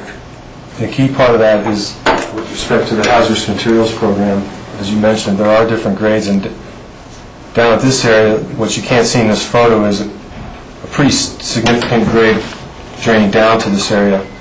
We're going to put it up here. There's a great difference where these materials are stacked because our foundation of our building is there. We're going to flatten that out. The public will be dropping off down this lower grade. It will be paved. So all those kinds of improvements are part of this plan. And there's also a mixing of machinery and public in that area too, which is tough because people pull up. They might not know that there's a large loader there or in operation. And I find that it's a mixing of public and industrial use that needs to be segregated somehow. I think you're right. And this plan also creates a better break between the operation and the public. Not only in the area I mentioned where the hazardous materials will be on this upper elevation, we're actually going to excavate this ramp out and create a vertical wall and a lower elevation for the public to drop off. But that separation will carry all the way across this site. There won't be a grade separation, but there no longer will be any need for the public to be back in this area to drop off either recyclables or hazardous materials of any kind. We have the other drop-off center, which is located, it's not depicted here, but it's in a different part of the site where we can direct the public, and there is no industrial type activity there. That's going to stay where it is for the traditional recyclables, but we'll be moving, as I mentioned, the HHW program over there. And this might seem like a personal note, but But when I collect recyclables, I collect them in a 90-gallon container. And so it's difficult for me to lift that container and put them in something. It's much easier for me to drop them to the ground and leave them. So I don't know how many people do that, but it's essentially my free pass into the landfill, and I'd hate to have that not available. Well, make sure you never lose your free pass into the landfill. Okay. But not very many people do that like you, and so therefore you are the guy who's going to be able, in need, to go over into this area. Right. There's still once in a while a couple people may back up in there and use this, but we can't separate it perfectly. Because once I've collected, I don't want to go back into the container and pull it out. You bet. Yeah. Board, any other questions? Jack? Yeah, several things. We've talked about, or your memo even articulates the fact that we serve more than county residents, and we understand how the BOCC facility works. How are we serving Garfield County people by coming up Valley somehow work and dropping off? Or? We have a program that services Redstone. And we take a truck to Redstone every other week, and we spend about 2 hours there collecting materials. Back about 15 years ago, we had a drop-off center in Redstone. That didn't work too well because we can't get up there very often, and it gets inundated with trash much more easily than these do when you visit them frequently. So we changed to this bi-weekly system, and it's very popular in Redstone, of course. It's very popular in Marble.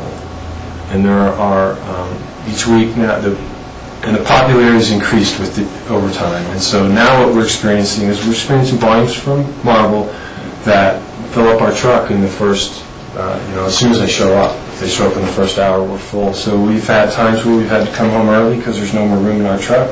And now what we do is we send 2 trucks.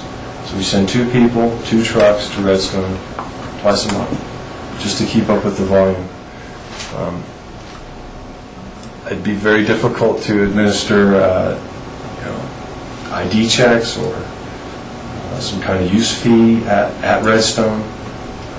I think be happy to entertain any kind of program or idea or approach to this situation, but it is an expense of the county, and it does benefit the residents of Marble. And at the current time, we're not doing anything to deter that activity. We're just doing what we can to provide the service. Yeah, may I continue? Yeah. Well, I can see, quote unquote, some contribution or, reaching out, but the highest cost, I believe, for recycling is transportation. I mean, not only are we going there and bringing it back to where we are, but then it has to be moved again. That's right. So I don't know if the board cares to have any kind of a discussion about a contribution or whatever. And again, volume is hard to understand, so you need facts before you even talk. But I thought I read somewhere in here something about Garfield too. Maybe I didn't, because that was the last social services one where we... Maybe I'm mistaken which county. No, well, that's clearly... That's Gunnison. No, you say Gunnison, clearly. Oh, okay, good, thank you. So, anyway, at least and municipalities. I mean, so BOCC, we very much helped improve that circumstance down there as far as not looking like the landfill or an extension thereof. Does that municipality contribute? Not at this time. There are no municipalities contributing to our operations. BOCC and Aspen each contributed, I can't remember the sums of money, I think in 6-figure range to improve the 2 drop-off centers. Just in the last 5-year period, each city did that. Yeah. But an ongoing operational expense, we're not receiving any monies for that. In addition, the containers that are being used in BOCC were purchased by Eagle County. So in the very early years of that drop-off center, there was a partnership with Eagle and Pitkin where They purchased the containers, and then we went ahead and operated this drop-off, and that's how that got started. Okay. That's And talking about Eagle County, how does their recycling center play? I mean, do we bring materials still? Do we still bring them there versus like we used to? That's right, we used to ship them all the way down to Denver. We ship them all to Eagle now, where they sort them and they sell them to the various markets from there. We don't receive any revenue from that material at the current time. So we have to pay the transportation We pay to costs. transport it there. It's about $80,000 annual budget. Yeah, and clearly from your chart about the net cost of recycling, of course, every year is net loss. We understand that, but maybe if as time goes on, we can get a handle on really what it costs for municipalities. Now, Sunrise Village takes its own recycles to the landfill, correct? That's correct. They have their own Within their program. That's right. Yeah. And now they charge us residents, as opposed to years ago, when I was on council, it was a free service, but, fees have gone up, et cetera. Question on the fund balance for the solid waste enterprise fund. Any idea what that's going to be at the end of this year relative to recovery? I'm not sure if I understand. Let's see. You talk here about the fact that by state law we have to recover the landfill. I see. Cover it over, etc. And there's a fund that we're creating. Not only we have good credit, but we have a fund. What is that balance? My understanding is the balance is near $6 million. Oh, it is getting close to, because, 25 years from now, or 30, obviously, we're going to have to keep building that fund because of inflation, that reality. The estimate to close the landfill is just over $6 million. The current fund balance is approaching $6 million. But there's also a way to look at that where we say, well, the landfill's only half used at this point in time, so we really only need to have half of the money saved. It's a county measure to show the state that by the time your landfill's closed, you intend to have the total amount of money. Now, obviously, we have more than that, but I'm just explaining in a manner of speaking the way the state wants to see what we have. They only require us to have the same percentage of money that we have left on the landfill's capacity. Yeah, well, I like our insurance without getting into any conversation. I prefer our policy. One last thing, shooting range. Yes, sir. And when you mention about our friends at Woody Creek being concerned about noise, it's typically the impact. Aspen Village always has to come in the same breath, and it wasn't in here. And I noticed when our sheriff was in here, he mentioned Woody Creek, but not Aspen Village. And I think we've all got plenty enough calls from Aspen Village. Question, timing of the relocation, because in a previous conversation with the sheriff, talked about if we just relocated the shooting range only, it's hugely expensive. Would you give us feedback about timing and why it would be really super expensive to move it where the future master plan talks about? I really don't have much information on the timing or the design or anything about the shooting range. In my world, those items are up to the sheriff, and I'm in position to facilitate his needs, provide him the space. Even to a certain extent, I can provide some earth moving service when the time comes. But I haven't been in any conversations. I don't understand their timing or their funding or their design at this stage. Okay, well, we'll maybe have to get it from him, because this continues to be an ongoing question for some elements of the community, and we ought to have a little more information, I think. The space is available and ready for them when they're ready to move. Rob, you had a question? Yeah, Chris, I just wanted to make sure that I understand, or I don't understand. In the budgetary impact part of this memo, it says the current fund balance is currently at $3 million. So what's the $6 million that you're talking about? I'm speaking about what, in my world, is the unrestricted portion of that. So this is the unrestricted portion. $3 million of it is restricted for replacement of the landfill when the time comes. Unrestricted is my term, however. You're actually free to spend the whole balance any way you desire, because another way that you're able to prove to the state you can close your landfill is by providing a letter of credit, which you also do. So I could have stated that more clearly and pointed out. $6 million with a $3 million. That's correct. Theoretical unrestricted amount. So I could have written another.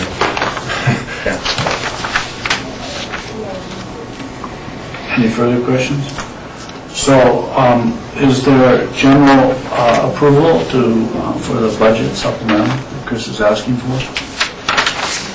I see some nods. Jack, Just a question on that. I mean, I don't see we don't have a formal budget supplemental here in front of us. This is just, so that's something that's going to come before us separately? I'll do that tomorrow. Yes. I would definitely support that. It just makes sense to keep this project moving along. I just wanted to, again, make a note, and Phyllis, you can just jot it down. I'd like to have a work session with Chris on the recycling issue in terms of subsidizing and contributions and partnerships with our neighboring counties and municipalities. If you look at just an example that Jack brought up in terms of BOCC, where we have a recycling center, I would guess that is being used more, or at least half and half, by Pickett County residents who live in the area, as well as Eagle County and BOCC residents. So then we're not only picking that up, bringing them back to our landfill, and then after that, we are then transporting that again over to the Eagle landfill for no revenue, and then they get to actually sell that off for revenue. So we're getting a double hit on that. So I think that's a conversation we need to have, not only with Eagle County, but Marble is a good example. I think we need to have a discussion with Gunnison County commissioners and ask them for a contribution as well.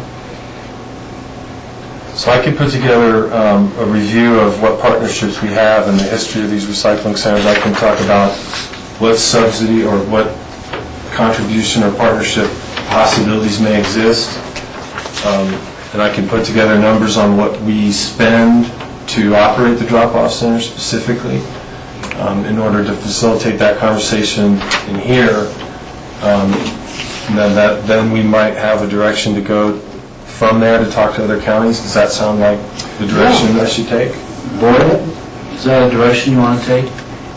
So in general, It's dangerous. Yeah, we talked even a year and a half ago in terms of just a recycling center here with Rio Grande and the city's participation in that as well. That's right. An outcome from that in the budget was that we phased out the general fund support from our department. That plus the economic times are different. Our budget is 10% above what we did last year at this point already. So those two things together painted a different picture of the drop-off centers. You know, at that time we were in a fiscal crisis and looking at all our service levels and trying to figure out how just to make our budget balance. And that is one of our key expenses, is the drop-off center. So I think that was sort of the genesis of those conversations. Now this is a little different. I see these as important questions and maybe philosophical ones, but it's different. That's a different approach than we were looking at before. I just think that's an important distinction now. So I'm trying to get back to, is there general support for the budget supplement? Yes. Okay. May I have a comment on that? And I appreciate George raising this before I did, but we've, over the years, been pretty diligent about requesting staff to go the extra mile, as it were, as the phrase is, when you project budget. At times where, we had a downturn this summer, golly, who knows what, and A to Z could have happened. we might be more sensitive to. I mean, we're always sensitive to budget supplemental requests, but in fact, what if things were in different shape and you still needed this because this program must? I think it's an absolute necessity. So just for the future, I know GR or the engineer had to do that with roads, really get with it, and he's done that, and so I would be redundant in requesting the same diligence, and not that I'm saying there wasn't, because it's easy enough on a big project where you project this, and this.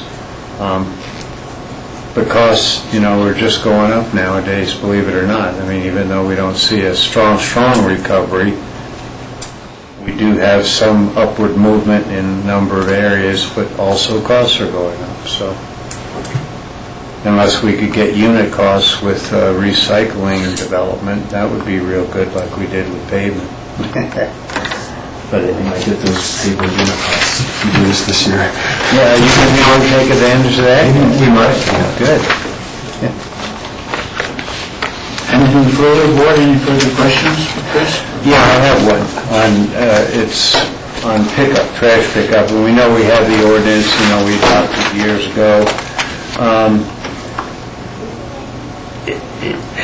Is it time for the county to consider requiring, I'm not sure about all my facts here, about bear proofing out in the county? We do already require, but how is it enforced that people have the proper trash cans? It's enforced on a complaint basis. So if we receive a complaint or a report, then we'll go look at the trash can to see if it's failed. If bear got in and it failed, then we ask the owner to fix the trash can. They don't have to get a new one, they have to repair it. But it's not enforced unless we're alerted to the fact that it failed. Okay, so that's somewhere very much to our, enforcement on all kind of things on a complaint basis. And we don't want to become a totalitarian state here, but Kevin Wright speaks to me periodically about this. I'm sure you guys too, but our biggest county problem is with trash. I'm talking about with it relative to bears. It's the trash cans, and I've even heard him say that some of the cans that people buy, maybe at one time they might have been considered bear-proof. A bear can knock it over and jump on it, and it's all over. So, I don't know if we need to do anything further, but Kevin Wright, I guess, needs to give you a little feedback on that. I've spoken recently also. Oh, okay. We have a meeting set up next week to talk about these issues. Perfect. Thank you. Tell him I mentioned it. Okay, I'll be happy to. Thank you, Chris. Thank you, Brian. Yeah, thank you. I'll bring the supplemental in as soon as possible. Thank you. Board, we're a little ahead of schedule. I see Jack Wheeler here, and that's the next item in your, it's a budget supplemental request? And that is under our memos of interest? Correct. Board, you want to go ahead with that? With our memos of interest? Yep. Jack, thank you for being here. My pleasure. Thanks for being here early, Mr. If you'll just introduce yourself, Jack, and your position. I am Jack Wheeler, and I am Picken County's Facilities Project Manager. And I'm here to discuss, we recently took, board recently approved a 10-year capital plan that came about. Jack, I can't hear you.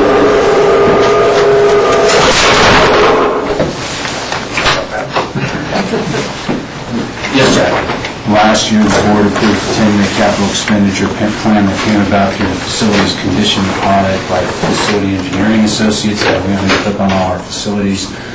And the final building in that audit was the ambulance barn. And that report came into us in late May, I believe it was, and they finished the report. And this is a result of the results of that report. And I'm not sure, it said that in the budget supplemental that the 10-year cap plan for the ambulance barn was attached, and I'm not sure it was. And I have a copy if you'd like it. There's a funding summary, but that's probably not it.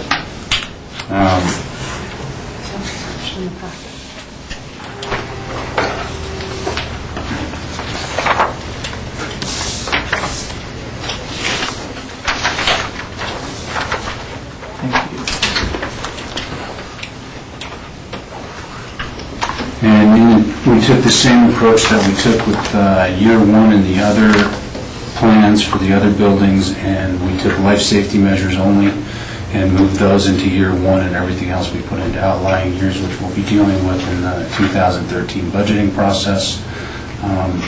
The issues that we've addressed in this are basically the life safety issues only, and they include adding a fire alarm detection system and throughout the building to current codes.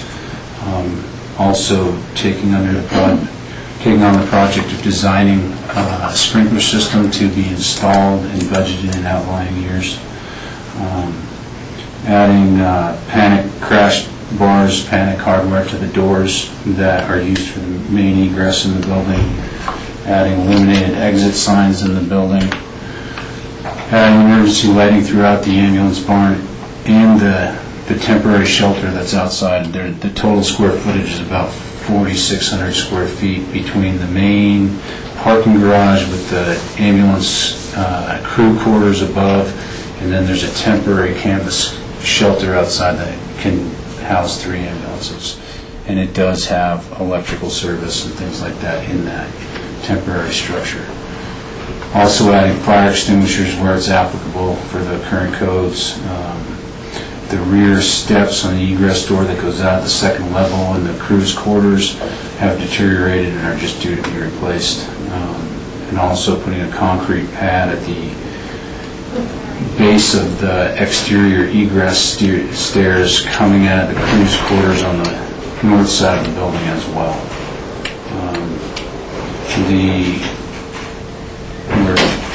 I've met with John Redmond about this, and the ambulance, the Pickens County Ambulance District Fund would fund these items, and it would leave a fund balance of $542,000. The current fund balance is $542,206, and it would leave a balance of $509,745. Yes, Phyllis. Just to give you an updated fund balance on that, that was estimated before the final budget was reconciled. The ambulance district came in approximately $90,000 better than that, and their current fund balance is $638,000. So, Board, do you have any questions for Jack? Yes, Rob. Just so I'm clear, this was done in May, and that's why it wasn't in our budget last year for the big capital improvements stuff that we put in across the board. I think there was a lack of clarity on who's responsible for maintenance and capital improvements and things like that. And as we worked through those issues, we re-engaged FE to finish it when we found out that they were our responsibility. So it was done beforehand but omitted because we didn't know whose responsibility it was. It was not done before. We did not include it in the scope because we didn't know if it was our responsibility. Oh, okay. We were trying to get clear. Phyllis, do you have something to add to that? Through that process, we've been working with the ambulance district is a special district of the county. So the responsibility for the barn, which is interesting because it's sitting on Aspen Valley Hospital property, but it is an ambulance district building that had a 50-year lease that started 15 years ago or something. And in it, when we finally did the research, we discovered that it is the ambulance district's responsibility to maintain the building, therefore it's our responsibility. So it was left out. We finally have put all the pieces together that says it's the ambulance district's responsibility. And actually, I'm wondering if the board, at some point when this comes forward as a resolution, that you may need to be sitting as the board of the ambulance district when you formally approve the resolution for the budget supplemental that you'd be advancing today. Yes, Rob? Another question that I had regarding that as well is, do we have to take action as the ambulance board in order to amend their budget? Or When the resolution is advanced for your formal approval, yes. it'll be an Right. ambulance board resolution? Correct. I have one more, too. Sure. And I think I've addressed this, Jack, at some point with some other aspect, but it just occurred to me looking at this sheet, which I'm a numbers guy, so a lot of these going out in year 2, 3, 4, 5, 6 are replacement elements or maintenance things. And I'm just curious what philosophy the county is taking through your department in all the projects and all the work that you're doing on the level of need for replacement. And it's kind of a hard question. I mean, you can replace a car that you're driving every 10 years, or you can replace it every 3 years. And are we taking a conservative approach to some extent on the expenditures of need to replace various things? Yes. We are. We're looking at, if it's working fine and we've had no history of problems with it, we're going to push it out farther. Sounds great. That's all I needed. Thank you. Yeah, and I think that's illustrated by the previous hearing where you have the recycling center, which was a recycled building, which is now being repaired rather than replaced.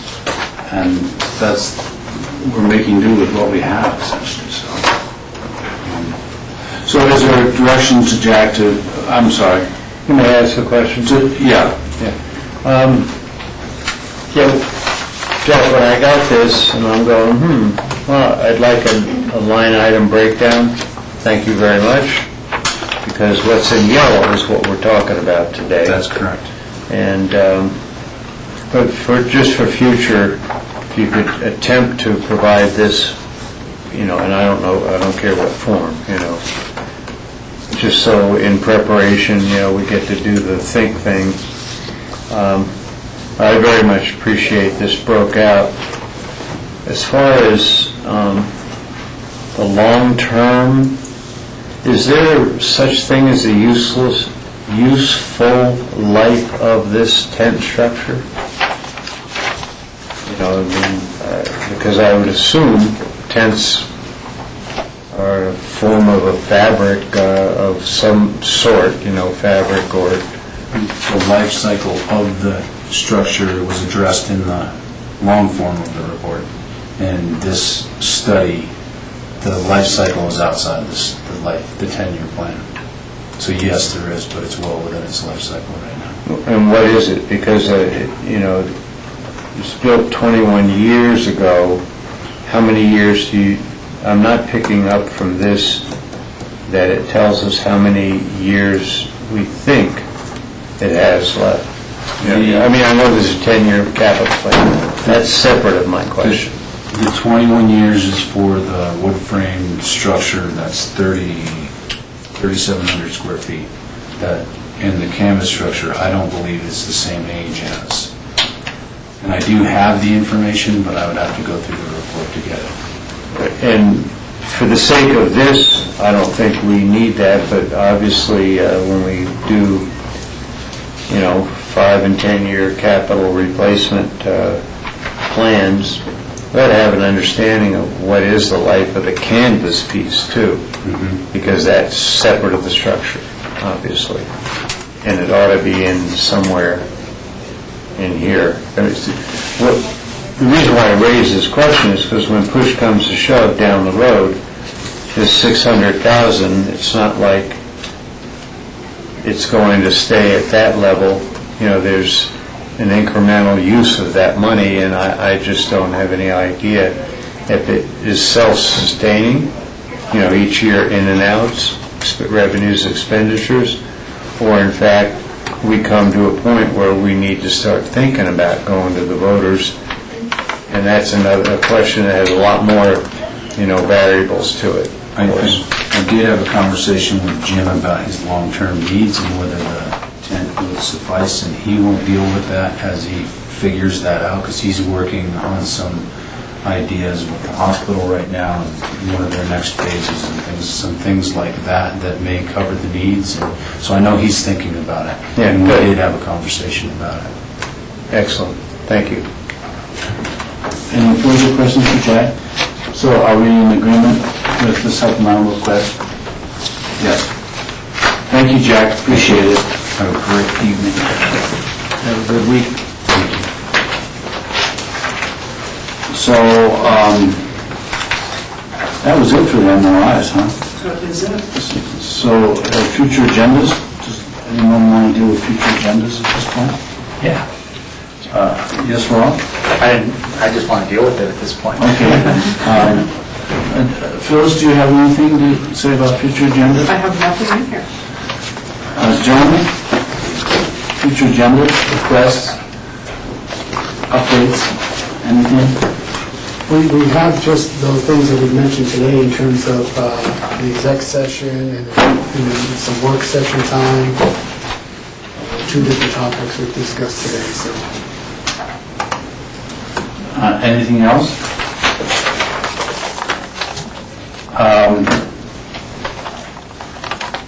So, what should we do? It looks like we've covered the day here, doesn't it? Except for open discussion. Yeah. Should we go to open discussion?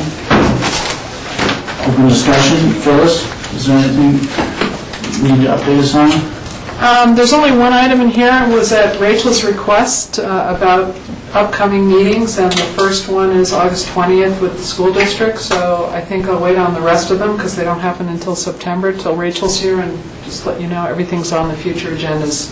Lake County and Eagle County have been scheduled, and Susan's working on the others. Okay, great. Gentlemen, any updates on future agendas? Yes, Jack? Yeah, I'll give a brief update. I had the pleasure of volunteering at the Race for the Cure. It was a great event, community event, and it really shows who this community is with the attendance and all the support for this program for both men and women. I mean, oftentimes a lot of people think it's primarily for the gals, but obviously there's a certain percentage of incidence of breast cancer with men too. So just fantastic event. It was really fun to be a volunteer. And I got one heck of a yellow volunteer shirt too out of it. So it was neat. You can see me 3 miles away. Wow. So it looks like we're done for the day. Tough one. Thank you, gentlemen. Thank you. Thank you, Phyllis.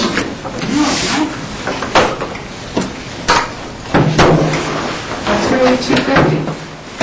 Yeah, 250.